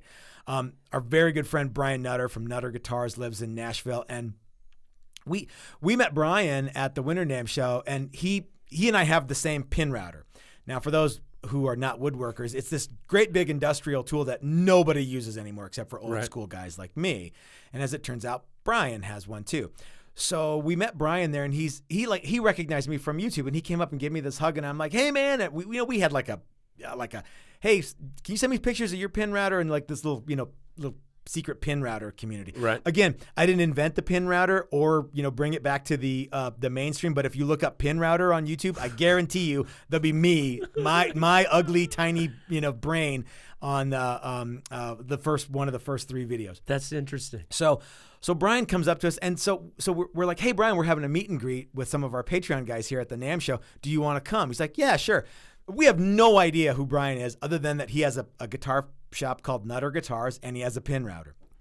So we're hanging out with him, and his buddy's there, and we're like, he's starting to some names are starting to get dropped, and we're like, wait a minute, Taylor Swift? What? So Brian used to play with Taylor Swift. Oh, no way. And Brian used to play with Keith Urban, and Brian used to do a bunch of stuff in Hollywood and produce all these bands, and I'm like, we have no business hanging out with you. You're way cooler than we are. So, but yeah, so every so often you get a little bit of that kind of stuff at the Winter NAMM. But again, we have no business exhibiting at Winter NAMM. I don't know, man. I've seen some of I saw exhibitors the year that I went that you could tell that they just had the money to buy the booth. Oh yeah, yeah, you know, there was, and I'm afraid of being that guy. There was a guy there that had a booth where he had invented a thing that screws on around a microphone, and it looks like just somebody cut down a tennis ball tube with a knife, with an X-Acto knife, and drilled a hole down in the bottom of it so that it creates this little high-a-lie scoop thing, so you can hear your own voice when you're practicing. No way. He's like, why spend money on in-ear monitors going when you like can just this? Have this thing that goes over your ear? And that guy had a booth. He had a booth, and he had his marketing materials, and he had his video. Dude, you guys create amazing guitars. If you guys, if you were able to get just a handful of the right people to play your stuff. And well, that's just it, isn't it? Yeah, it's getting. The real problem is in 1989, in my tiny pea brain was going to be the next Paul Reed Smith. Right. Obviously, that didn't happen. But everybody who went to the guitar building school that I went to had the same dream. Right. You know, and it's really just who wants it the most and who's willing to stick it out. We've been super, super fortunate. But being so good that they can't ignore you goes a long way too. Like quality craftsmanship. Like this is a beautiful instrument. Thank you. Yeah. So what kind of pickups are in that beast? Those are wound for us. They're called Pure Juice pickups. Now, if you were here's another long way around the barn story. Back in the 70s, when skateboarding was at its like second resurgence, you know, I've had an uncle who was a few years older than me, old enough to like be into cool shit, but young enough to still relate to, 8-year-old Matt. And he had his skateboard was a beefsteak board, and he had Sim's Pure Juice wheels. That was one of the first urethane wheels. And I've always remembered like Pure Juice. That's rad. I really like that name. So we have our pickups wound for us by a handful of different people, and these are our Pure Juice pickups. So where are those guys out of? Depends on who's winding them. I think these were wound by Jerry Sentel. He's out of California somewhere. We got a handful of people who wind for us. I've wound exactly 4 coils in my life, and what I discovered winding my own pickups was that there are guys who wind stuff for us who have forgotten more about winding pickups in the last 10 minutes than I will ever know. Right. Yeah. So leave it to, you know what I mean? I'm kind of in a position where I need pickups rewound. Yeah. And I need some good leads on that because I have an old Moserite that needs. Yeah, I was just going to ask you. You have a Moserite. Wow. Yeah. There's a couple of people who I actually just got an email from Ed Elliott. I bet you I'll give you his information. He worked for Semi Mosley for a while. And again, a guy who I have no business knowing or hanging out with, but he for some reason he likes what we do. So we actually made a bunch of Moserites. We made have you ever had Ryan Criss on the podcast? No, I want to have him on. We did a double neck Moserite for Ryan Criss. That's badass. It's too heavy because they're kind of streamlined in their like what they can take to gigs and stuff, so it doesn't really make very many appearances. But. Right.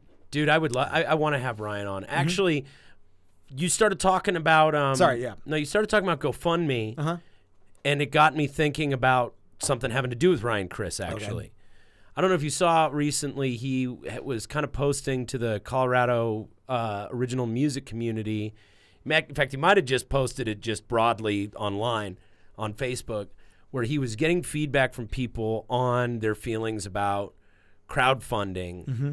And basically they've got an opportunity to go to a couple festivals over in Europe, and he was asking what people's thoughts were on crowdfunding a tour. And I was surprised at how controversial it was. It wasn't something where people were like screaming at each other or anything, but there was some serious debate going on about it.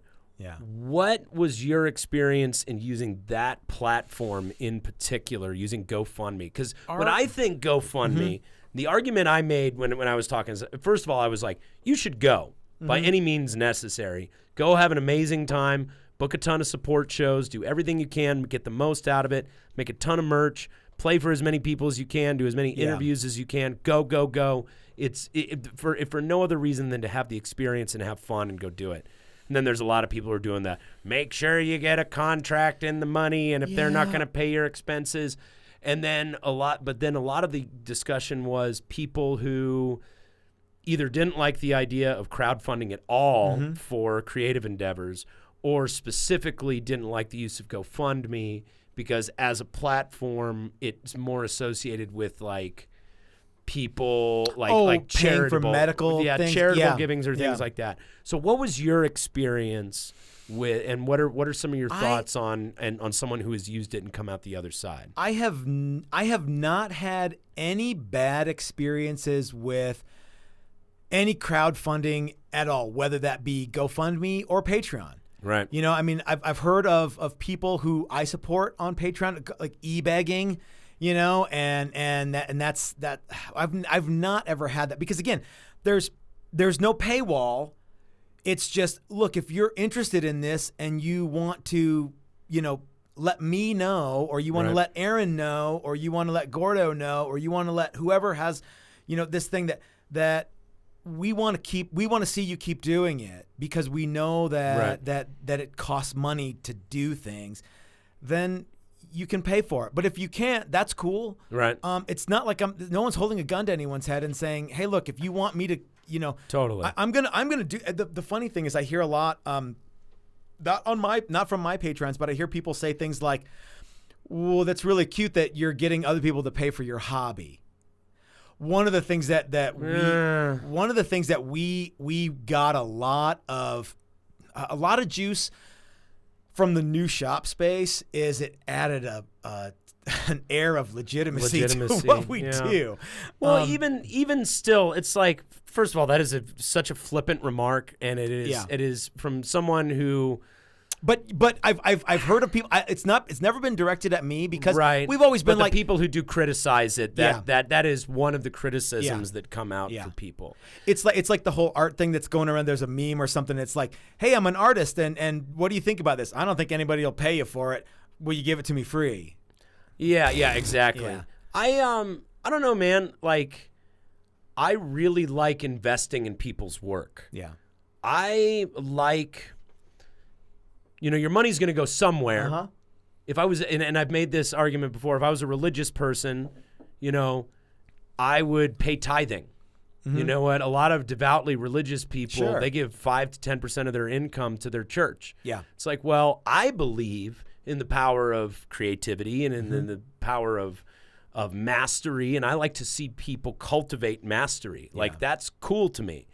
And if I can take really a small amount of our income, like with us investing in other people, I back a Kickstarter here and there, I back a GoFundMe here and there, whatever it is, a few bucks. Yeah. Just, it's fun to throw into helping somebody make something a reality. I don't look at it it's as like remarkable funding someone's what hobby. People can do when you get enough people giving $1. That's where I'm like, even $1 a month goes a long way to helping us bring people content and share what we know. And it's such a small percentage of the population. Yeah. Like, some of that stuff too is like PayPal money, and it's like $1 a PayPal money for this, that, or the other, and it goes a long way. Like just being able to like get a percent of the market share. Yeah.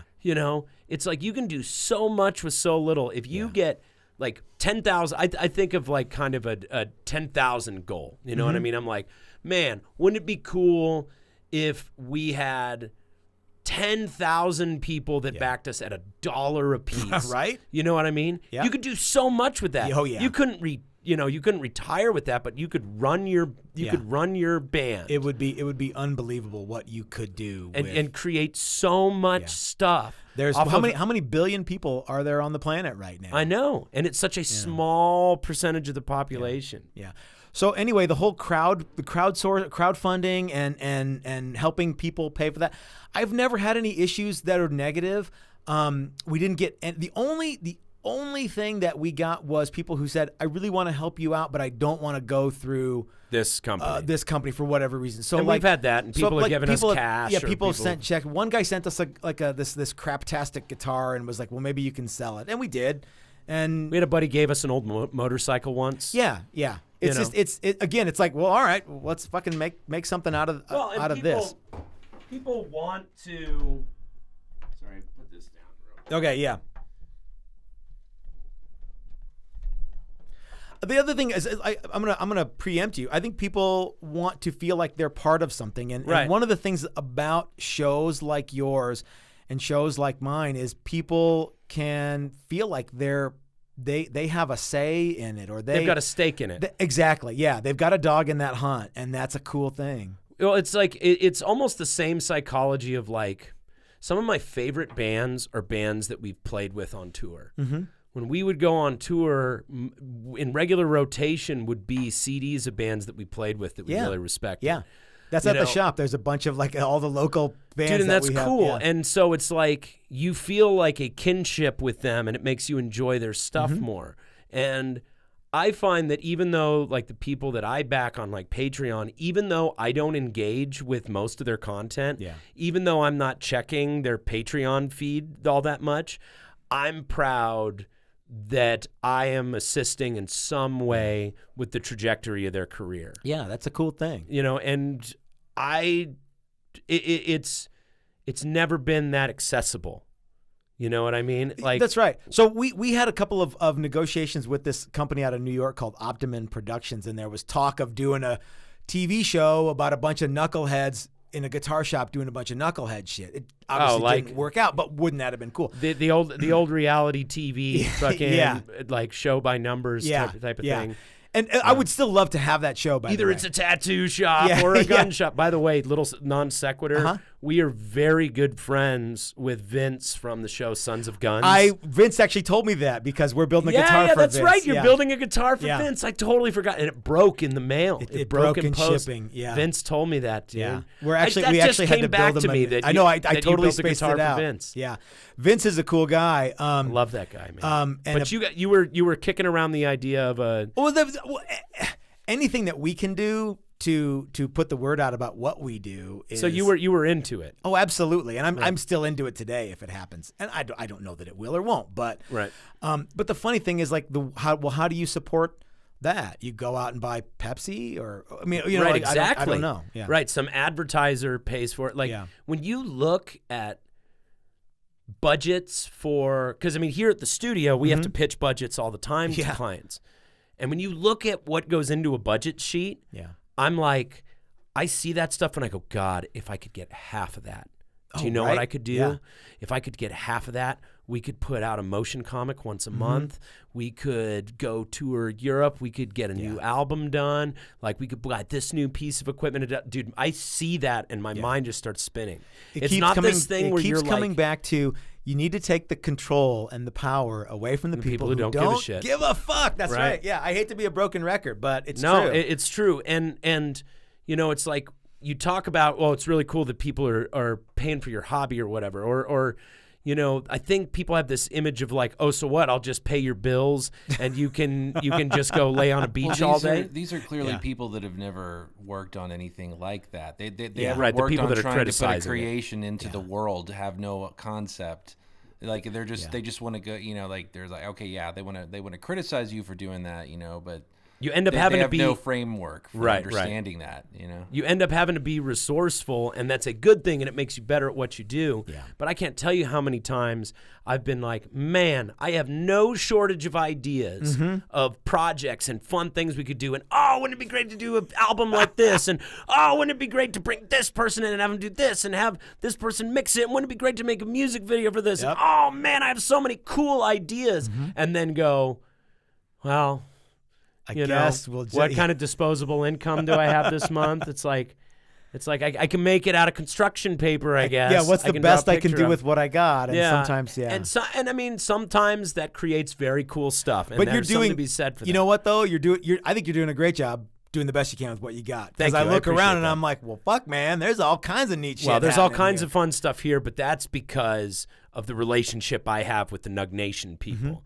You know what I mean? Some of the equipment I own, but most of this equipment in here. But you know what, though? That's the thing that I tell guys all the time who are like, whoa, sure would be nice to have all those great tools in that big shop. I'm like, well, I wasn't fucking born with all this shit, you know? It took me a long time. And I'm like, make friends with a cabinet maker. Yeah. Take a 6-pack of beer to a guy and ask if he can, you know, run some stuff, some of your wood thing through his joiner or through his planer or whatever, and teach me how to use it. You'll be surprised at where you can, maybe not right away, maybe not the first guy you talk to, but you'll be surprised, as you know, how far a case of beer goes on a Friday afternoon. Yeah. Or how far a booking hookup goes, or how far a conversation goes, or how far just a relationship goes. You know, everything that we have been able to do didn't come from some cigar smoking guy with a pony nub who like pushed a button for us. It didn't happen from like some agent that was like, I'm going to make you a star. Like None of that has happened. Everything that I'm hoping that within done, like 5 or 10 years in the future, I'll be an overnight success. Yeah. That's what that's my goal. Everyone, like everything that I have been able to do in my career, which to me seems like, like an anthill, it just doesn't seem like a ton to me. Yeah. I certainly treat it like it's a mountain and I climb it like it's a mountain, but in the grand scheme of things, it's this really small thing. Everything that I've been able to do has come from making a friendship with someone, or trading services in some way, or promoting someone else, or just being a nice person. We've been unbelievably lucky when it comes to the relationships that we've made. In my personal life, like I say, my wife. Without my wife, there's no shop. Right. Without my partner at the shop, Chris, there's no shop. Without your band, there's no shop. Yeah. Because so much of the business that you're getting. That's the problem with cataloging people that I need to thank for everything is I'll forget somebody. Right. Yeah, and unfortunately, it's usually one of the easy ones that I forget. But yeah, you're right. Yeah, without the band and when you start to think about, well, what made you do this? It was I can remember the day that I was, where we played at Bar, and there was this great show, and if it wasn't for that show, then this other thing wouldn't happen. If that thing wouldn't have happened, then there's Right. Yeah, man. But yeah, man, it's a pretty. We all feel that. Yeah, for sure. And I'm sure a lot of the people watching feel that too, man. I hope so, and I hope that they get that they realize that they have that ability too to help somebody out. Maybe they don't even know it, and maybe they don't think they're doing anything. Well, we talked about before we went on the air. Yeah, we were talking a little bit about the power of just getting started. Mm-hmm. Yeah, instead of like getting ready to get ready. Mm-hmm. Where you're doing all this preparatory stuff, trying to get something perfect and exactly how you want it. Yeah. Because, man, especially nowadays with the way people are consuming content, there is nothing worse than spending years creating something to put it out into the open market and see it get fizzled. Yeah. See it like it's almost like setting off a bunk firework. Just like you throw it out and it's like the packaging's all cool and it's like the Exploder 4000 and you like lay it down and you light it up and it just goes. Yeah. Like, how many people? So I don't know what you think about this, but I don't watch guitar making videos because the last thing I want to do after building guitars for, I only work half days. To learn something that is Yeah. So I only work half days. So after my 12 hours in the shop, because there's 24 hours in it. Right. The last thing I want to do is do guitar. But I watch other videos and I'm like, what the fuck is this 45-second or 1 minute long intro? Get to the fucking point, man. You know what I mean? And guys spend all this money and time and making it really cool and all this wowie zowie shit and. I got shit to do, and I can't spend, a bunch of time watching your dumb intro. That's my pet peeve about like guitar videos in general. It's just like because every now and then I'll look up things. Like I won't know what I'm doing with a certain feature of Pro Tools, and so I'll have to look it up. Oh, yeah. You have to sit through the guy's thing. And you're just like. Not too long ago, I was doing a documentary on chimpanzees in the wild, and I came across this feature that you might really. Hey, if you click this button here on the lower left portion of the screen, you can watch my sizzle reel for this thing that I'm about to do. Yeah, you can watch my chimpanzee video, and then you're like fast forwarding, and it's just like funny thing about chimpanzees. and you're like going, and you're like, where are you getting to the fucking point? Get to the fucking meat and potatoes. The best ones are always like some guy in his living room that is just like has like terrible production, but is like gets right to the point. And like when you're watching like a guitar instructional video, it's like, okay, so this is the riff from da da da da da. He pretty much starts out like this, like breaks it down for you immediately.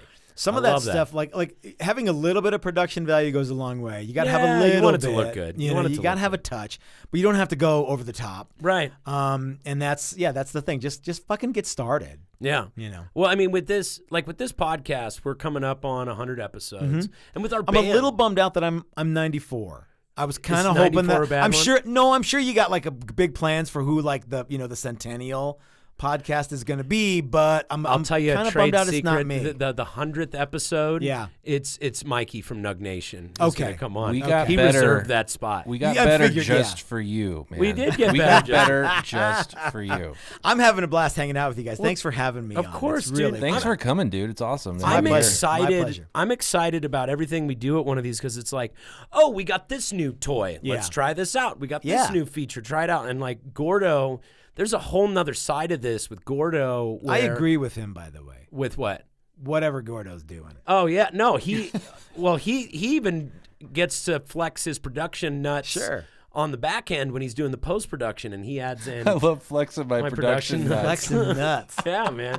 No, it's super fun, and it's like we wouldn't be able to do this were it not for the band. Yeah. Which, we've met all these people over the years. Every guest that I've had on the show has been someone that we've just met through the world of music. Cool. And all the stuff that we've done in music has been people that we've met through doing this or through working at different bars or different restaurants in the area. It's all just been Do you remember that time that you were in Hawk Attack for one song? I was in Hawk Attack for one song. That's right. I did Let There Be Rock, with AC/DC. And that was back when I had the natural mullet because the hair in the back grows in faster than the hair on top because I'm losing my hair. And you're like, dude, that guy looks just like Bon Scott.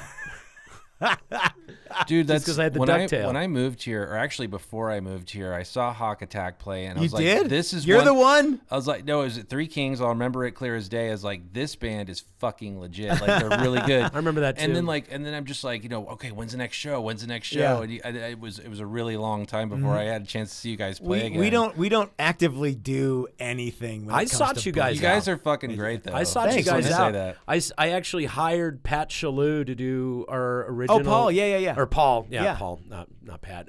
I hired Paul Shalhoub to do our original logo because I liked what he did with yours. Yeah. And I saw you guys around, and I was like, I remember seeing your stuff and being like, oh, this is the band in town that we should be playing with. This is the band. You guys are better than us. You have more of a draw than we will ever have. I was following you guys though, and I wrote you guys. Do you know we have been Hawk Attack since you were in fourth year freshman? I know that. Not fourth year freshman. I know that. Yeah. And actually, you've got the best logo too. The upside down Van Halen logo is so legit. It's pretty good, man.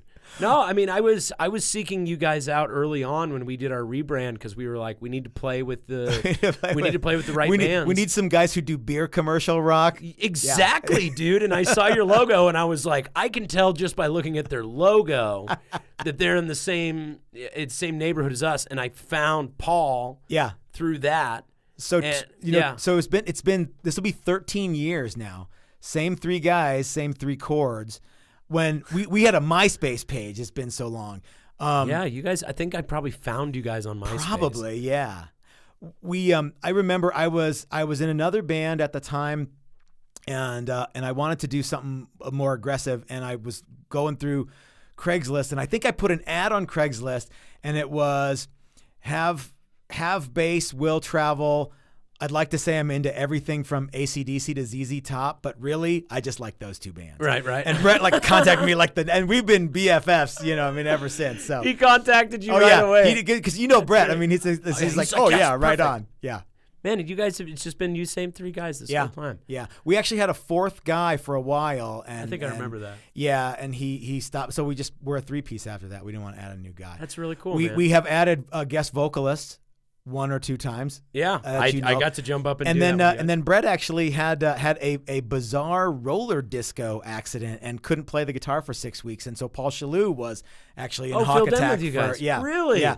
And some of the more drunken Hawk Attack shows of all time, we had Paul Shalhoub was. Dude, Paul's great, man. He's so much fun. Paul and Carrie are always. Oh, dude, they came and saw us play at City Hall once a long time ago, and they were just the friendliest, most. That place that used to be right by the old Gart Brothers thing, because I think I was there. You were probably there. And because that was before I knew who Paul and Carrie were. Yeah, yeah. I think Brett and I were both there like New Year's Eve or something. Maybe It was something. It was like a New Year's Eve or party, like Halloween or something. Yeah. Yeah, it was super fun, and I met them out in the crowd, and they were just the nicest goddamn people, man. Just so cool. I know Brett and I have both taken advantage of Paul. Both taking advantage of Paul. Both taking advantage of Paul. I actually, well, that's true too. But I was going to say we took some life coaching from Carrie Pastine. So, Dude, she's great. I have her book, man. Yeah, I do too. I was one of the early readers of her book. And you probably gave her $20 in crowdfunding to get a copy, just to like get her I book did. made. Exactly. Absolutely. Yeah. So I think Ryan Chris should go for it. Yeah, I think you should go for it, Ryan. If you happen to be watching this, man, go for it.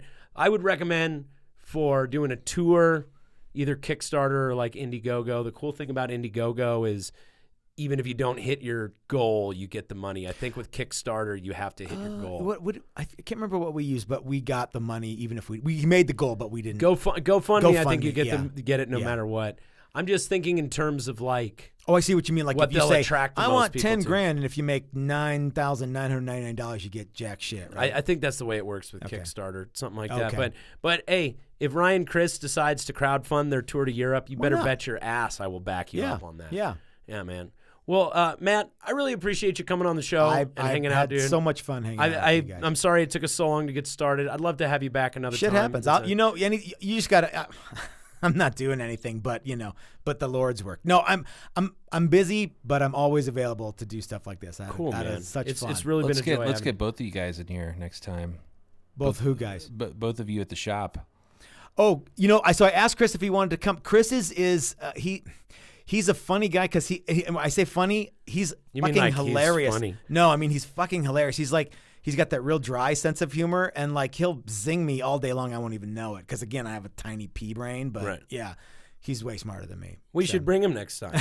Yeah, next time you have him on the show, I want to see you get roasted. It'll happen. It'll happen. So do we have time for me to plug a few? Yeah, that was the next thing Okay. I was going to ask you is to tell people where they can find you, plug whatever you want to plug, man. So, okay, I'm gonna go for it. So, a couple of things that we're doing now that the new space has afforded us is classes. So we've been doing build your own guitar classes. Right. In fact, last Saturday we did a build your own guitar body class that was great fun. Everybody gets to come and design their own thing or make something that. Brett has a son, and I've known him since he was 2, and man. he's like driving a car now. It's just funny, Dude, funny it shit. Just I've known those guys. It stays a family. Brett and Mike are it's and like I don't see them all the time, but when I do, it's like we fight sometimes, but most of the time it's There's this, and you guys have a similar thing that we have. Was like I think there's this outdated idea that it's like. Oh, you get married and you have kids, it's done. Mm-hmm. Eventually guys drift apart and you get old and you should find something else. And if it hasn't happened by this time, blah, blah, blah. And I'm sure that can happen. It can happen, but you have a son now, right? I do have a son. Cool. Ty has 2 kids, and like we just keep going. Mm-hmm.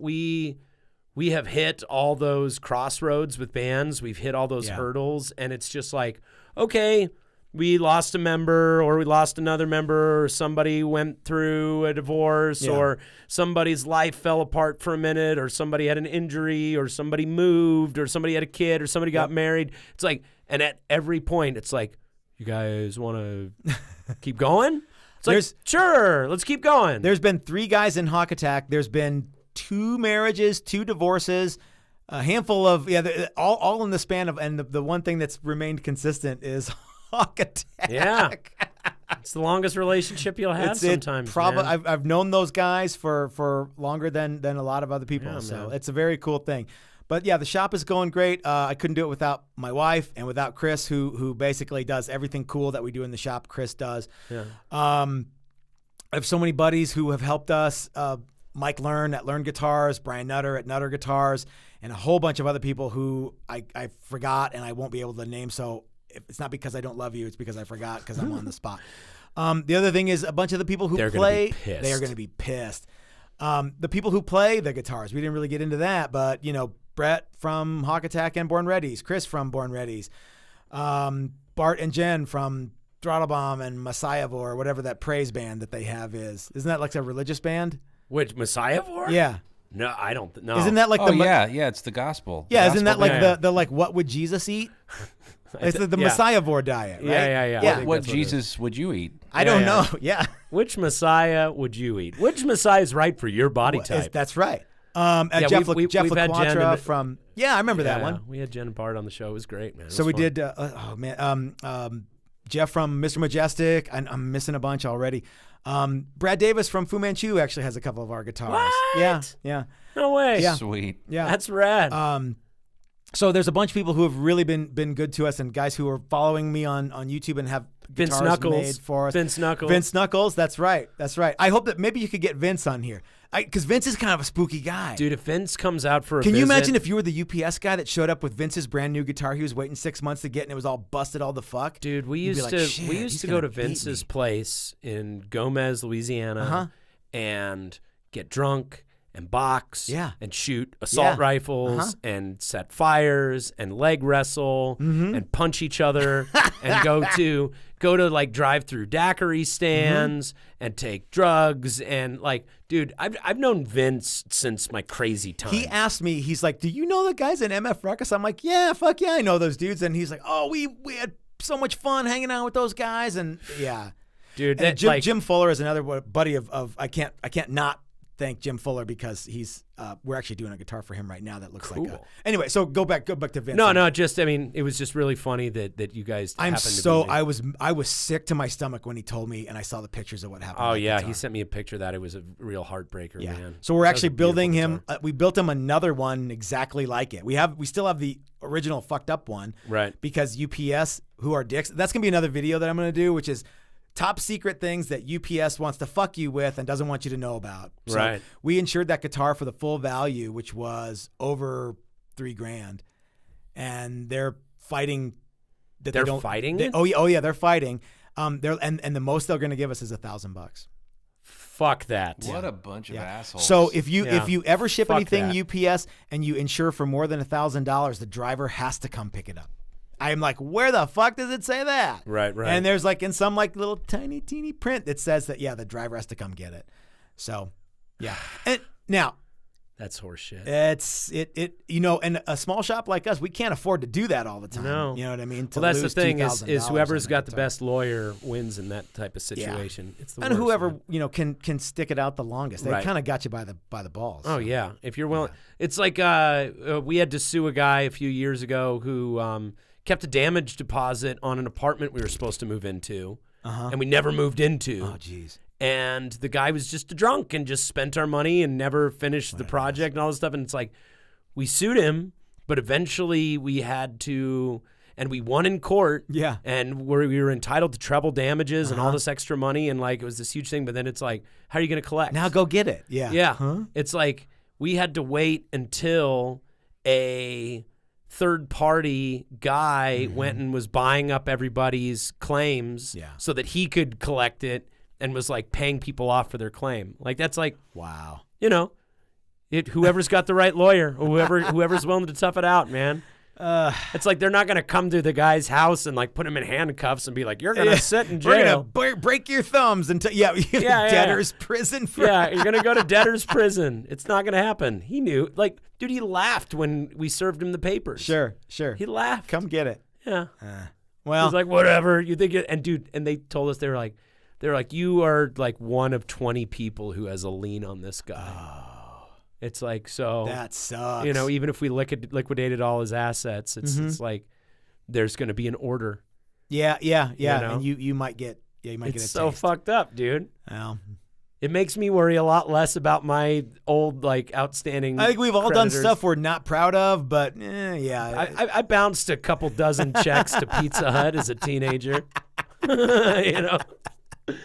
It costs them more than the pizza. Yeah. Oh well. Hey, Matt, it's been great having you on, man. It's been my pleasure. It's been great Thanks talking for with you. having We never get to talk like this. So we don't. It's like this is I think the longest conversation we had before this was at that bar where we played last time before your son was even born. Yeah. I don't even remember the name of that bar, but or how long ago the fuck it was. Monkey Barrel, probably. Monkey Barrel, that's you guys it. were playing at the Monkey Barrel, and I happened to be working the bar that night. Yeah, that was fun. Yeah, that was fun, man. Well, let's do a gig soon, dude. I am in a band. Yeah, I would. I would love to do a gig soon.